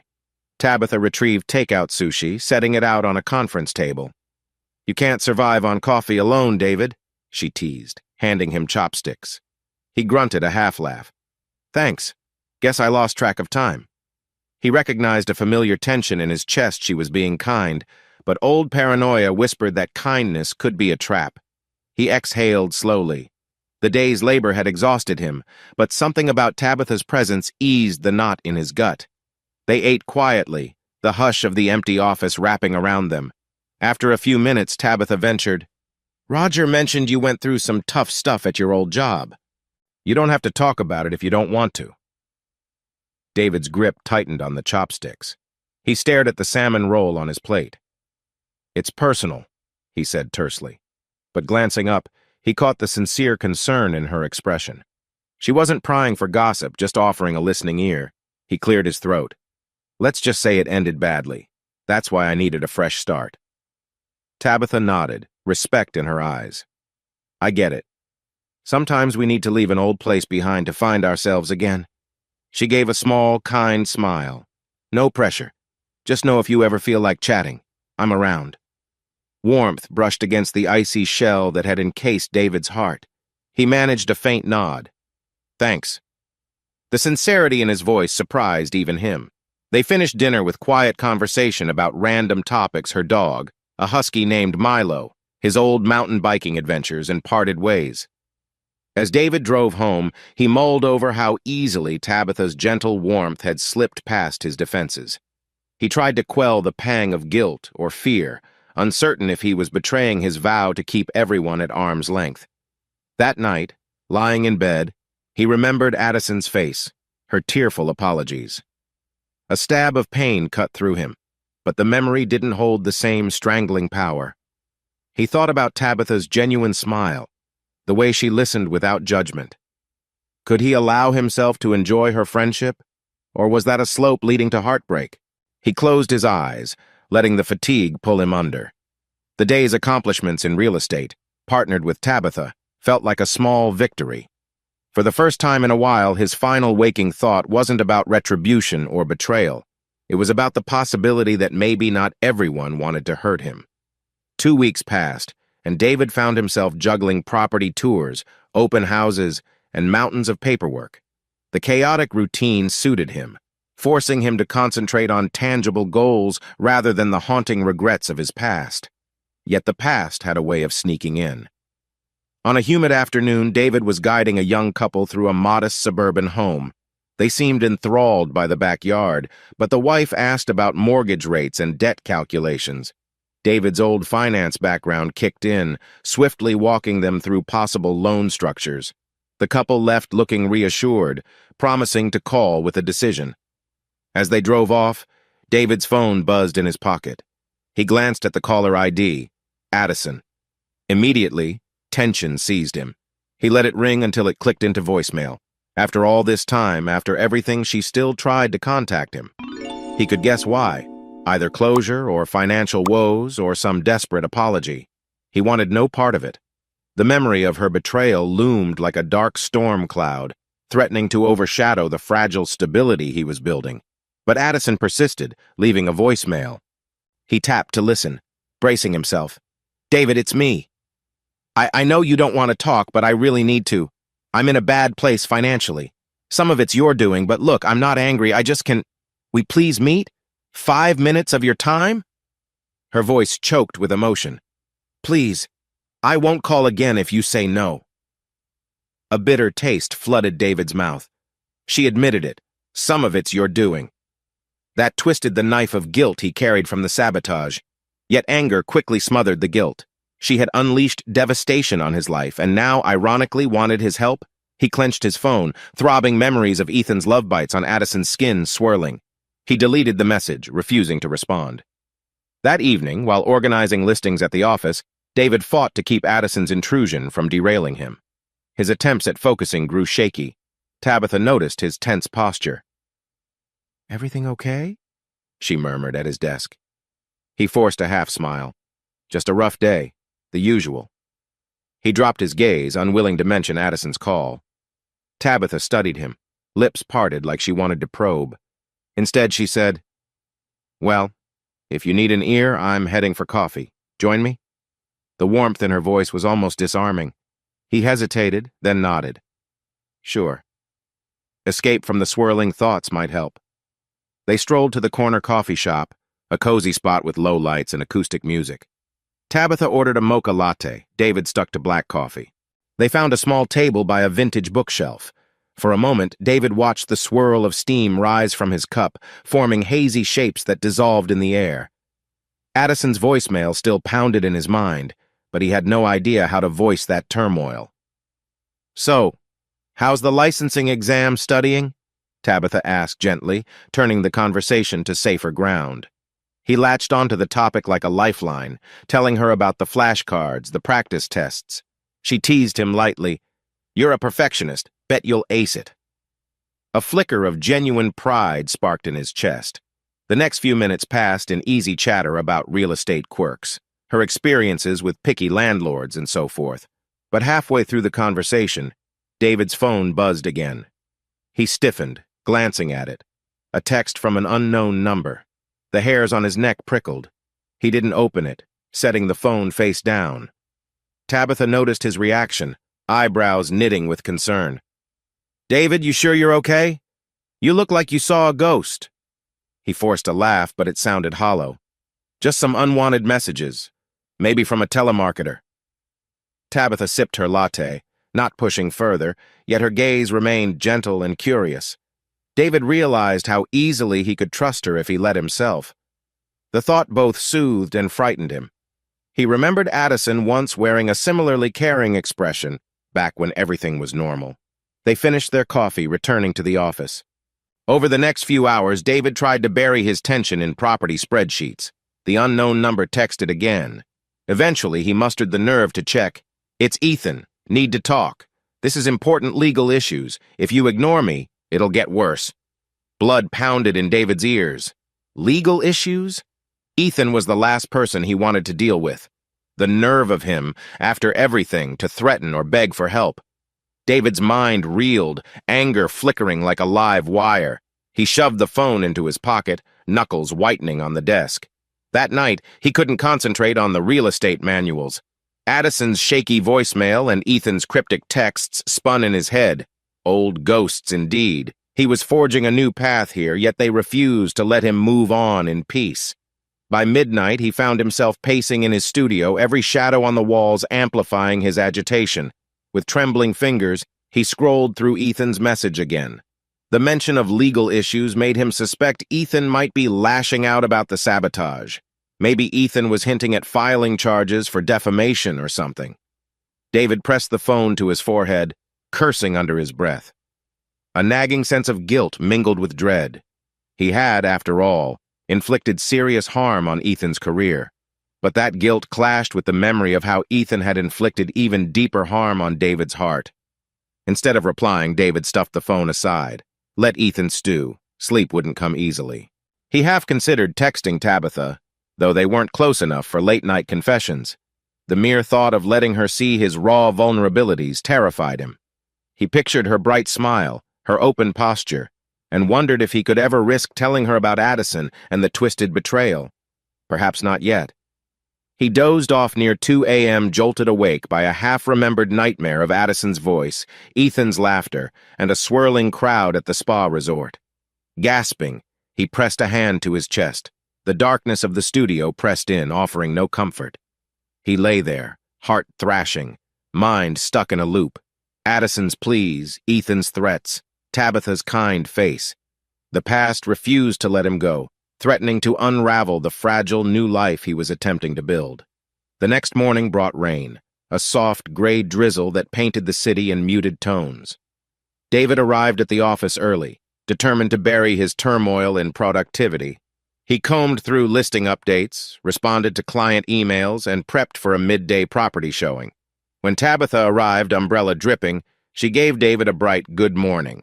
He mustered a polite nod, though inside he felt unsettled. Ethan's text from last night loomed in his mind like a time bomb. Tabitha frowned slightly, sensing his tension. She offered him a donut from a pink bakery box. Sugar rush? Might help, she teased softly. He accepted, managing a tight smile. Thanks. Her kindness again nibbled at his defenses. Part of him wanted to ask how she remained so positive. Another part warned him to keep his distance. Late afternoon, they drove to a rundown property that Landmark Realty had been struggling to sell. The sky remained overcast, dampening the suburban streets. Tabitha handed David a file with the home's details. We need a solid plan to move this place. The owners are anxious. They walked through the creaky front door into a musty living room. Water-stained walls, mismatched carpeting, a faint odor of mildew. Tabitha wrinkled her nose. We'll need to highlight the structural positives, or buyers will flee. She motioned for David to follow her to the kitchen. What do you think? He surveyed the peeling linoleum, calculating repair costs in his head. It's not hopeless, he said. If we can show an affordable mortgage scenario plus renovation estimates, maybe a savvy buyer sees potential.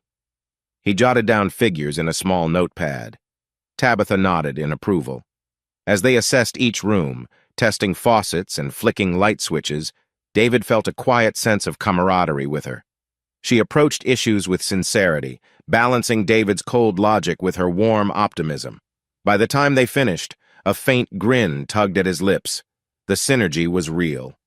Back outside, Tabitha locked up, turning to David.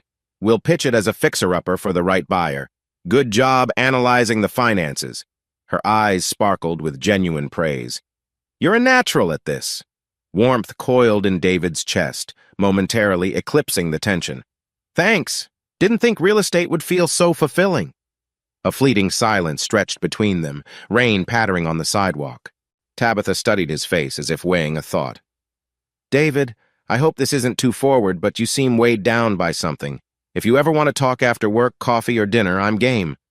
Surprise flickered in him, mingled with caution. Yet something about her gentle sincerity made his heart lurch. I may be, he said quietly, eyes drifting to the wet pavement. I appreciate it. She gave a small nod, understanding without pushing. They climbed into the car, driving back to the office under the steady hiss of rain. That evening, David lingered at his desk, finishing client calls. He debated whether to pack up or to wait for Tabitha. Maybe they'd chat. But tension from Addison and Ethan's messages still gnawed at him, threatening to overshadow the day's progress. He worried he'd be poor company. Just then, Tabitha popped her head around the corner, coat draped over her arm. Hey, I'm heading out. Want to grab a quick bite? My treat again. We could strategize about tomorrow's open house. David hesitated, the old voice in his head cautioning him to retreat. But the memory of her gentle invitation lingered. He swallowed, nodding. Sure, that sounds good. They walked to a nearby Italian bistro, the rain easing into a light drizzle. Inside, soft jazz played while they slid into a quiet booth. He ordered a simple pasta dish, She opted for grilled chicken salad. Over plates of steaming food, they chatted about property leads and a tricky landlord. The conversation felt easy, unforced. Halfway through, Tabitha set down her fork. "So do you see yourself staying in real estate long-term?" she asked, voice curious. "Or is this a temporary escape from whatever happened before?" A pang echoed in David's chest. He inhaled slowly, recalling Addison's phone calls and Ethan's text. For a moment, he fought the urge to clam up, but Tabitha's eyes held only gentle concern. "I'm trying not to think too far ahead," he admitted. "But yeah, I can see a future here. Numbers are my comfort zone, and it's nice to help people in a tangible way." She smiled, clearly pleased by his openness. "That's a good sign." He fiddled with the napkin, heart thumping. There's a lot of baggage behind me," he said, words tumbling out before he could stop them. "Things ended badly at my old job with personal stuff. I guess I'm still dealing with the fallout." Tabitha nodded, not prying for details. "Everyone has baggage. The question is, can we find something worthwhile on the other side?" She offered a gentle grin. "I'd say you're on the right track." Her words stirred a cautious hope in David's chest. He realized he wanted to believe her. They finished dinner with lighter conversation, sharing small anecdotes, her comedic mishaps in previous rentals, his awkwardness trying to fix a squeaky door at a listing. By the time they left, David's tension had eased, replaced by a gentle buzz of connection. Walking back under the streetlights, Tabitha turned to him, hesitating. "Thanks for tonight. It's nice not always talking about house prices and mortgage rates. Next time your treat," she teased with a wink. He smiled, more relaxed than he'd felt in ages. "Deal."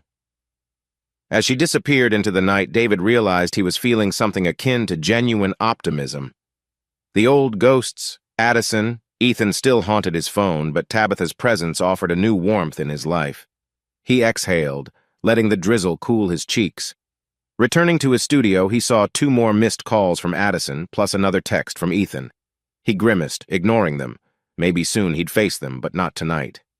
Tonight, he let himself savor a spark of genuine peace. The memory of Tabitha's kind eyes lingered, fueling a small sense of healing he never thought possible. He sank onto the couch, letting exhaustion pull him towards sleep. For once, the darkness wasn't oppressive. He felt a faint, steady light at the end of his tangled past, a step toward healing indeed. The path ahead was uncertain, but at least it was a path he wasn't afraid to walk. Clouds rolled across the late afternoon sky, casting shifting shadows on the windows of Landmark Realty and Company. David was finishing paperwork at his desk, occasionally glancing out at the stormy horizon. Ever since Addison and Ethan's repeated attempts to contact him, his mind teetered between the newfound calm he'd cultivated and the lingering sense that unfinished business lurked in the background. He closed a file and tidied up, preparing to leave. Before he could stand, his phone buzzed. The caller ID flashed Martin a name that made David's chest tighten. Martin seldom called without good reason. "Hey," David said quietly, pressing the phone to his ear. On the other end, Martin sounded tense. "David Addison's in bad shape. She's couch surfing at a friend's place, barely scraping by. She won't say it, but she's desperate. I think she wants to talk to you." David exhaled, pressing fingers to his temple. His first instinct was to recoil. He'd built a shaky tranquility in his life. Why risk it by revisiting Addison's chaos? But something in Martin's tone, an undercurrent of empathy, made him pause. "Why come to me, though?" She made her choices. A soft sigh crackled through the line. "She knows, believe me. But I guess it's guilt, shame she's stuck. There are rumors swirling that she might lose her last stable credit line, maybe her job prospects. And well, you know how it started." David's heart clenched with a pang of guilt. He did, in fact, know exactly how it started. He'd triggered much of her financial downfall. "I don't know if seeing her will help," he murmured. Martin's voice softened.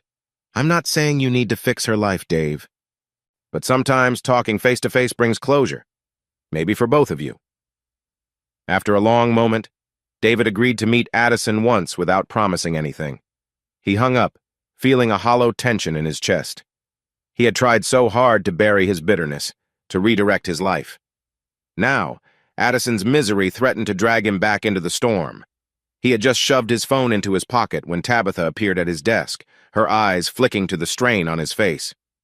"You okay?" David forced a nod. "Just personal stuff. I'll deal with it." He stood, gathering his things. "I need to leave a bit early today. Sorry." Tabitha studied him with quiet concern. "No need to apologize. You've got plenty of hours clocked in." A gentle pause. "If you want to talk later, call me." He swallowed the conflicting emotions, swirling in him gratitude for her kindness, dread about the meeting with Addison, and a faint longing to keep his world calm. But calm might not be an option. With a forced smile, he said, "Thanks," and headed out into the rainy street. That evening, the city lights blurred through drizzle-slick roads. David drove to a modest cafe Martin had suggested, an unremarkable spot with neon signs partially flickering. He parked, heart thumping. Inside, dim overhead lamps revealed simple tables. He spotted Addison slumped in a corner booth, her posture weary, hair pulled into a loose ponytail. The lines on her face looked deeper than he remembered. Steeling himself, he approached. She glanced up, eyes widening with a mix of anxiety and sorrow. "David?" she whispered, voice raspy. She motioned for him to sit. He slid into the seat opposite her, jaw tight. 100 memories flitted through his mind, happy college moments, her unwavering support when his father died, the betrayal that shattered everything. Now she looked like a shell of her former self, dark circles under her eyes, an apologetic slump to her shoulders. Neither spoke for a moment, the cafe's muffled chatter filling the silence. Finally, Addison swallowed. "Thank you for coming," she said softly. "I wasn't sure you would." David offered a curt nod, unsure if words would help. He noticed a crumpled napkin in her hands, twisted over and over. The tension in her posture hinted at deep shame. She inhaled shakily. "I know I don't deserve your time. I hurt you, and you—" She stopped, tears threatening. "You turned my life upside down with your revenge. But I'm not blaming you. I just want to say I'm sorry, truly, and to ask if there's any chance you can stop punishing me." David's heart pounded. Part of him wanted to stand, to say she earned every piece of her downfall. Another part felt no satisfaction in seeing her so broken. He exhaled, trying to keep his voice steady. "I don't have a vendetta anymore, Addison. The damage is done for both of us." She nodded, dabbing her eyes. "I know. I messed up everything. The resort trip, Ethan Celeste. It feels like a nightmare I can't wake from. I accept that it's my fault. But Her voice cracked. "I never stopped caring about you, David." A swirl of grief tightened in his chest. Once that would have melted him. Now it was a painful echo. "I cared about you too," he said softly. "We had a life together. But you threw it away, and I unleashed my anger. We've both suffered." Addison glanced down at her hands. "I can't fix the past, but I hoped maybe we could find not friendship but some fragile peace. I'm so tired of hiding from the consequences, of feeling like I have nowhere to turn." He studied her, noticing how thin she'd become, how her usual bright spark was extinguished. Even through his resentment, empathy flickered. "What do you want me to do?" She hesitated. "Maybe just let me show you the bank letters? I'm close to losing any credit extension. If that happens, I'm basically homeless. I know you have connections, maybe you can talk to someone? If not, I understand." David swallowed the wave of guilt. He had used all his accounting finesse to sabotage her finances, ensuring she'd struggle. Now seeing her desperation, his conscience pricked. "I'll see what I can do," he said quietly, surprising himself. No promises. A tear slipped down her cheek as she offered a battered folder across the table. He skimmed the documents, tension coiling. The bank's language was harsh, referencing co-signed debt, unstable employment. Much of it was irreparable. But perhaps he could place a discreet word with a contact, at least prevent her from sinking further. He set the folder aside. "Why me, Addison? You have family, friends.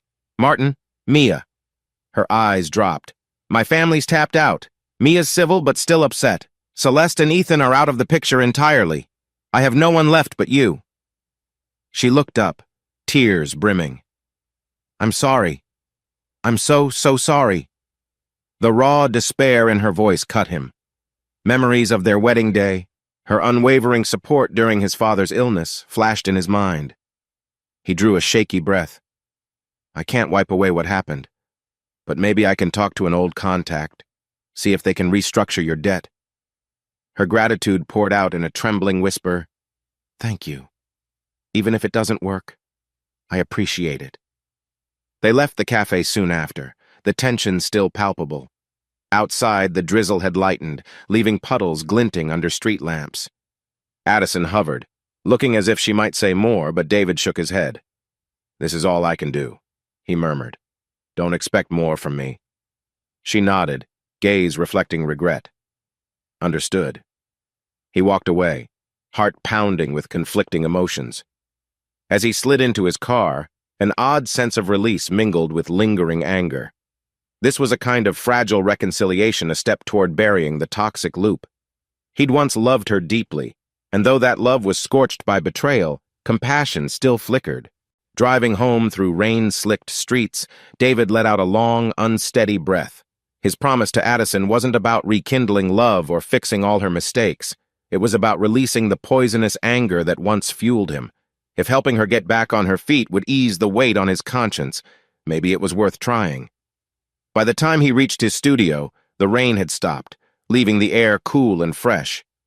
He parked, leaning against the steering wheel. A single thought anchored him. Maybe letting go of bitterness and letting Addison move on would also let him truly move on. A fragile peace, indeed. He shut his eyes, replaying the cafe meeting in his mind, feeling the first hints of emotional exhaustion, giving way to a bittersweet calm. The next morning dawned clear, sunlight cutting through the window of David's studio. He woke with a mix of lingering unease and cautious optimism. The brief meeting with Addison pressed at his thoughts. He'd offered a small olive branch, now it weighed on him to see if he could follow through. At the realty office, he buried himself in tasks. Tabitha swung by his desk, eyebrows arching in playful curiosity. You look like you've got the weight of the world on you. Care to share? He contemplated brushing her off, but recalled how her empathy had eased him before. Setting aside a client file, he sighed. I, had a conversation with someone from my past last night. It was complicated. Tabitha's gaze softened. Want to grab coffee and talk? I can spare a few minutes. David hesitated, then nodded. Sure. He admired her gentle persistence like a warm light coaxing him out of darkness. They ended up at a cozy coffee cart near the office lobby. He explained in broad strokes that he met with an ex-wife who had severely wronged him but now needed help. He omitted names, the full betrayal story, and how deeply involved he was in sabotaging her finances. Still, the gist was enough for Tabitha to sense the tension. She sipped her latte, eyes full of compassion. Wow, that's heavy. So, are you helping her? Or is it just talk? David stared at the lid of his coffee cup. I'm trying. Feels like I'm betraying my own sense of justice. But a part of me wants closure, not endless anger. Tabitha's smile held quiet understanding. Sometimes, letting someone keep drowning doesn't actually make us feel better. Maybe it's about freeing yourself from the hurt, too. She patted his arm softly. Just be careful, okay? His heart warmed at her concern. I will. By noon, a new disruption arrived. An agitated Martin called, saying Ethan had spiraled further. There were rumors about a potential lawsuit or criminal complaint swirling around Ethan's failed deals. David's gut twisted. He'd known Ethan was near ruin, but he hadn't expected a meltdown so severe that legal authorities might be involved. Martin asked David to meet Ethan, if only to quell the chaos before it escalated. David parked near a rundown sports bar, Martin suggested. The place looked neglected, a flickering neon sign, paint peeling on the walls. Inside, the stale air smelled of old beer and fried food. He found Ethan slumped at a corner table, nursing a drink, disheveled hair covering half his face. Martin stood nearby, arms folded. Ethan glanced up, eyes bloodshot, a swirl of bitterness etched across his features. David, he said flatly, you actually came. David sat, tension crackling between them. Martin said you needed help. Or are you just looking to blame me? Ethan laughed bitterly, downing a gulp of his drink. Blame you? Hell, I did blame you for a while, but I also blame myself. I destroyed your marriage, and I guess you destroyed my future in finance. Now I'm facing some accusations about fraudulent figure stuff I may be fudged under Maxwell's watch. The authorities are sniffing around. Martin hovered, looking on edge. If Ethan can't get a decent lawyer, or if Maxwell doesn't bail him out, he might face charges. We thought maybe you knew how to handle the legal side or had contacts. David's chest burned. He'd set in motion many rumors about Ethan's shady dealings, some exaggerated, some real. Now it seemed Ethan might actually have crossed lines that were legitimately illegal. David's mind spun, uncertain if he felt satisfaction or alarm. He studied Ethan's exhausted posture. The once cocky best friend now looked like a man on the brink. "I'm not sure what you expect me to do," David said. "You're responsible for your own actions. And let's not forget how this started." Ethan's gaze flicked with shame. "I know. I messed up big time.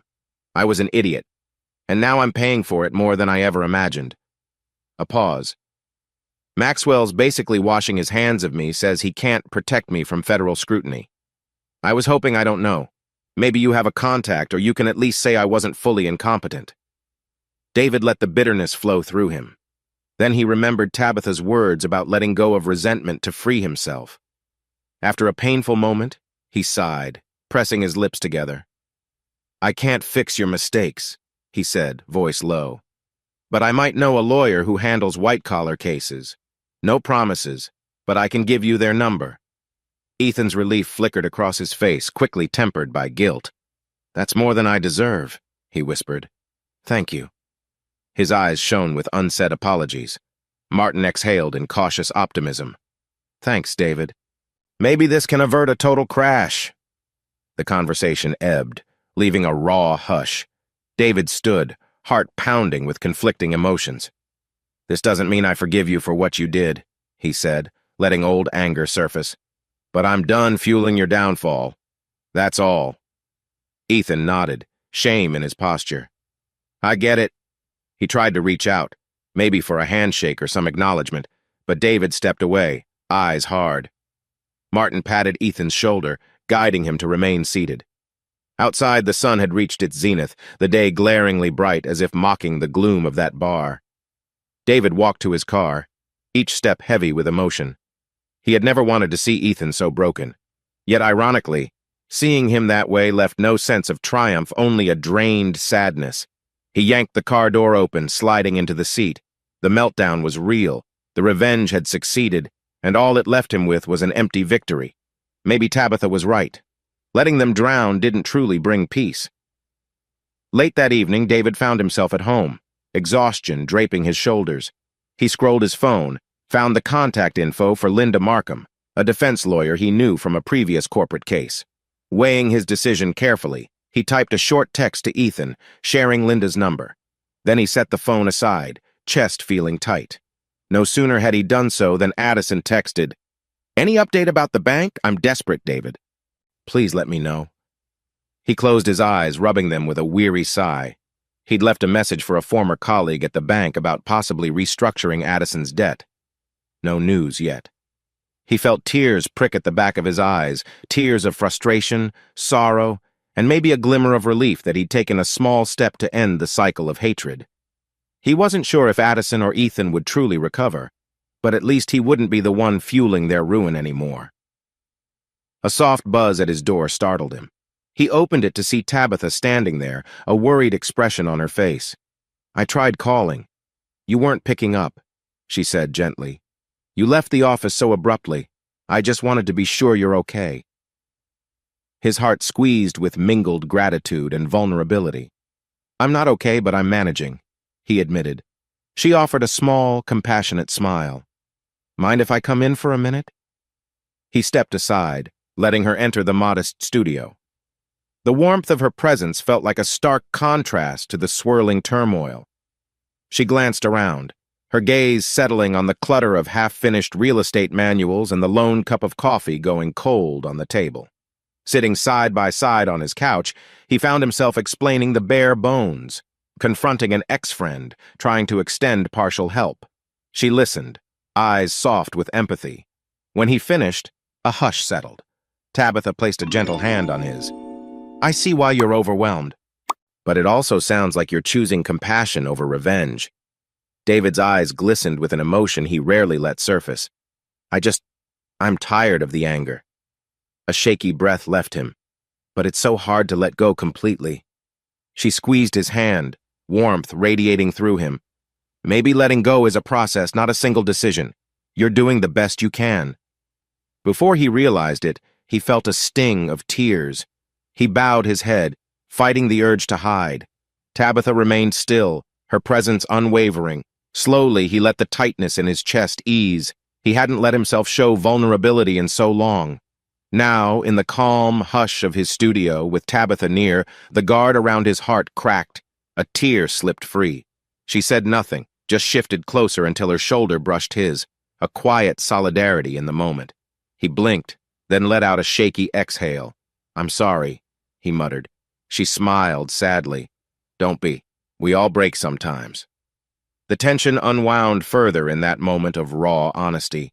In the silence, he felt that they were forging something beyond work colleagues, a bond tempered by empathy. He reached for her hand, letting himself trust the warmth of her grip. And for the first time in ages, he felt a sense of relief that maybe he could step off the battlefield inside his head and move toward something that resembled peace. Cloudless skies stretched over the bustling streets a few days later, as if the world itself reflected David's cautiously brightening mindset. He'd texted Addison that his bank contact was looking into her case, though no guarantees. He'd also heard nothing from Ethan, which he chose to interpret as semi-good news. Freed from immediate drama, David focused on the real estate business and, unexpectedly, on Tabitha. At the office, they worked in companionable sync. She teased him about double-checking every mortgage figure, and he ribbed her about over-decorating property listings. Each small joke chipped away at the fortress he'd built around his emotions. Even Janice, their broker, remarked on how well they complemented each other's skills. One evening after a successful open house, Tabitha asked David to join her for a celebratory dinner. He agreed, nerves and anticipation swirling. They ended up at a laid-back bistro near the river, candlelight flickering on the wooden tables. The subtle backdrop of jazz music lent the air a mellow romance. They chatted about the day's triumph, a family signing a lease, a seller thrilled by Tabitha's staging advice. Gradually, conversation veered toward personal territory. David tensed slightly, but he reminded himself he'd seen how Tabitha had his back. He owed her honesty. Between bites of grilled salmon, Tabitha set down her fork, gaze turning serious. David, I really like spending time with you, but I get the sense we're both a bit guarded. Maybe it's time we trust each other more? He swallowed, heart thumping. I agree, he said softly. I'm trying to let go of old wounds. I do trust you more than I expected to trust anyone again. She managed a shaky smile. Same here, but there's something I should tell you. Her fingers curled around the stem of her water glass. My last job where I was property manager, I left not just for a better position. I left because I had issues with my boss. A short-lived affair which ended badly. He used it against me in negotiations. It was messy. David's chest tightened with empathy. He reached across the table, resting a hand over hers. I'm sorry. That must have been awful. She nodded, eyes reflecting lingering hurt. I was naive. He was charismatic. I fell for it. And when I tried to end it, he threatened to ruin my career. I managed to walk away, but not without damage. That's why I jumped at Janice's offer, fresh start. David's heart ached at the parallel, both running from betrayal-laced pasts, trying to rebuild. He offered a small squeeze of her hand. I get it. I've been terrified to open up too because I was well. Let's just say I was betrayed in the worst way. Tabitha's gaze never wavered. Whatever it is, I'm not here to judge. We can move forward, but only if we're honest. He drew a shaky breath, feeling the weight of everything he'd hidden. Over the next few minutes, he revealed more about the fiasco, with Addison skimming the darkest details of the swap, the divorce, even his revenge, though he didn't dive deep into the sabotage. Enough to show Tabitha it was serious. She listened, eyes wide with shock and empathy. When he finished, her lips parted in stunned sympathy. "I can't imagine how painful that was. No wonder you were so guarded." He shrugged, feeling exposed yet oddly liberated. "I did things I'm not proud of, in my anger. But now I just want peace." Tabitha regarded him for a moment, then reached across to cup his cheek. "You deserve peace, and maybe a little happiness too." That simple gesture melted the tension in David's chest. He leaned in, pressing his forehead to hers, breath unsteady. The restaurant around them felt distant, just the soft clink of cutlery and murmur of patrons. As their eyes locked, the line between friendship and something deeper blurred. Tabitha's voice trembled slightly. "David, I'm falling for you, but I need to know if you're ready for that." His heart pounded with a mix of fear and longing. He recalled Addison, the spa resort fiasco, the bitter revenge he orchestrated. Yet Tabitha's kindness, her willingness to bear her own scars, ignited a fragile hope. Slowly, he nodded. "I want to try. I'm done letting the past define me." She smiled through brimming tears of relief, leaning in. Their lips met in a soft, hesitant kiss that built into a warm, comforting closeness. It felt like a promise of solace after the storms they both survived. They left the bistro hand in hand, the moon high overhead. The city's glow shimmered on the river. Every step felt surreal, as though David had stepped off the haunted path he'd walked for so long. They paused by a lamppost, Tabitha's eyes bright with emotion. "Will you come over tonight?" she asked softly. "Just to talk more, maybe watch a movie. No pressure." A gentle flutter stirred in his stomach. He considered the old vow never to be vulnerable again, but Tabitha's patience had already begun dissolving those walls. "Yes," he said. "I'd like that." In her apartment, a cozy space adorned with potted plants and eclectic art, they settled on the couch. The conversation lingered on silly anecdotes of real estate gaffes, meandering into deeper confessions of fears and hopes. At some point, Tabitha reached for his hand, guiding him closer. A tender tension crackled in the air. Her kisses were soft, cautious yet eager to bridge the gap. David responded, heart thundering as he let her affection wash over him. The memory of Addison's betrayal flickered like an old wound, but it didn't sting as sharply. This felt new, a chance to embrace warmth instead of resentment. They kept things gentle, exploring each other's boundaries. Even as passion threatened to intensify, Tabitha guided them with a calm sense of care, not pushing too far. Eventually, they sank into a tender embrace, resting in the simple comfort of shared closeness. His mind whirled with a sense of redemption, like he was reclaiming something lost. Later, as they dozed off in each other's arms, David's phone buzzed a text from Addison. "Your contact helped. Might have an arrangement soon. Thank you. I hope you find happiness." He read it quickly, the words igniting a swirl of emotions. But lying beside Tabitha, he felt a quiet sense of closure. Addison's gratitude signaled the final release of one more chain that bound him to the past. He slipped the phone aside, nestling into Tabitha's warmth. For the first time since his world shattered, he let hope anchor him. He wasn't fully healed, but maybe that was all right. This moment was enough to remind him life could offer second chances if he dared to accept them. The following weeks unfolded in a slow, steady rhythm that felt strangely like normalcy. David split his time between real estate tasks, open houses, contract negotiations, and stolen moments of tenderness with Tabitha. They never rushed. Instead, they nurtured the fragile trust growing between them.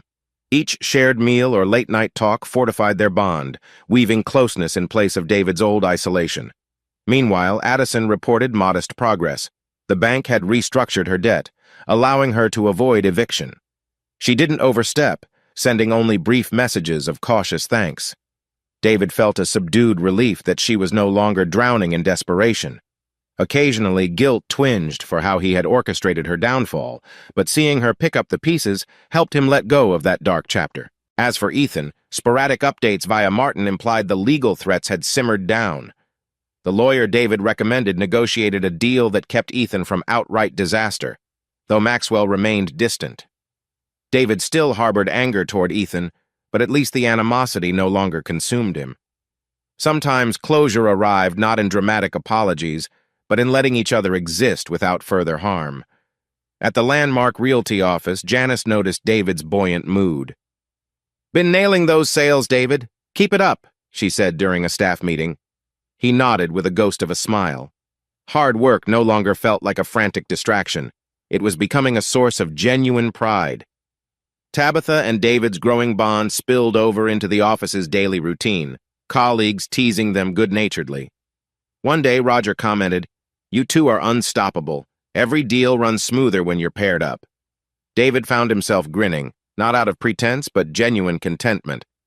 One late afternoon, after a successful closing on a suburban property, Tabitha invited David to a small celebration at her place. She prepared a simple homemade dinner pasta and fresh salad. David helped chop vegetables, the mundane domesticity oddly comforting. The pleasant sense of basil and garlic filled the kitchen. Soft jazz hummed from a speaker as they moved in sync, exchanging light-hearted banter. Over dinner, they toasted with cheap wine, laughing at how each step in real estate felt less intimidating now that they tackled it together. Then conversation turned more personal. Tabitha disclosed her plan to eventually open her own property consulting firm. David admitted he considered pursuing an advanced certification to deepen his mortgage expertise. "Sounds like we have dreams," Tabitha said, eyes bright. "Maybe we can chase them side by side?" David felt a warm flutter at the thought. The path forward no longer felt overshadowed by Addison's betrayal or Ethan's duplicity. He reached across the table, lacing his fingers through Tabitha's. "I'm in," he murmured. They leaned in, sharing a soft, lingering kiss that promised more than momentary comfort. It hinted at a future not defined by heartbreak. The quiet hush of her apartment cradled them. After dinner, they tidied up, occasionally stealing playful touches or kisses. The synergy between them felt deeper than infatuation, grounded in mutual respect and the vulnerability of shared wounds. Later, on her couch, they sank into a more intimate closeness. Tabitha guided David's hands around her waist, meeting his gaze in the soft lamp glow. Desire simmered, but there was no urgency to rush. She pressed her lips to his neck, making his breath hitch. He responded, tentative but eager, letting the warmth of her body soothe old anxieties. They shed any lingering fears in slow, careful steps, ensuring each other's comfort. It was a gentle, unhurried dance that pushed the boundaries of their trust. Eventually, they ended up curled in bed, the covers askew. Tabitha's fingertips traced patterns on David's chest, her voice barely above a whisper. "Thank you for letting me in," she said, eyes shining with emotion. He brushed a strand of hair from her face, heart swelling. "You've given me more than you know," he replied. Their words carried a shared gratitude that was richer than any fleeting passion. They drifted to sleep in each other's arms, serene in the knowledge that, for once, tomorrow didn't loom with dread.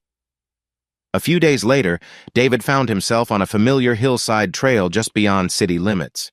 Mia had invited him for a morning bike ride. She missed their old adventures and wanted to catch up. The crisp breeze ruffled his hair as he pedaled, adrenaline mixing with the scent of pine and damp earth. At the summit, they paused by a scenic overlook, breath fogging in the cool air. Mia gave him a side glance. "You seem happier these days," she said with a half-smile. "No more gloom hanging over you." David nodded, chest expanding with the realization that she was right. The gloom had lifted, replaced by cautious hope. "I'm not saying everything's perfect," he admitted, "but I feel lighter." Mia grinned, snapping a quick photo of the sweeping view. "That's good.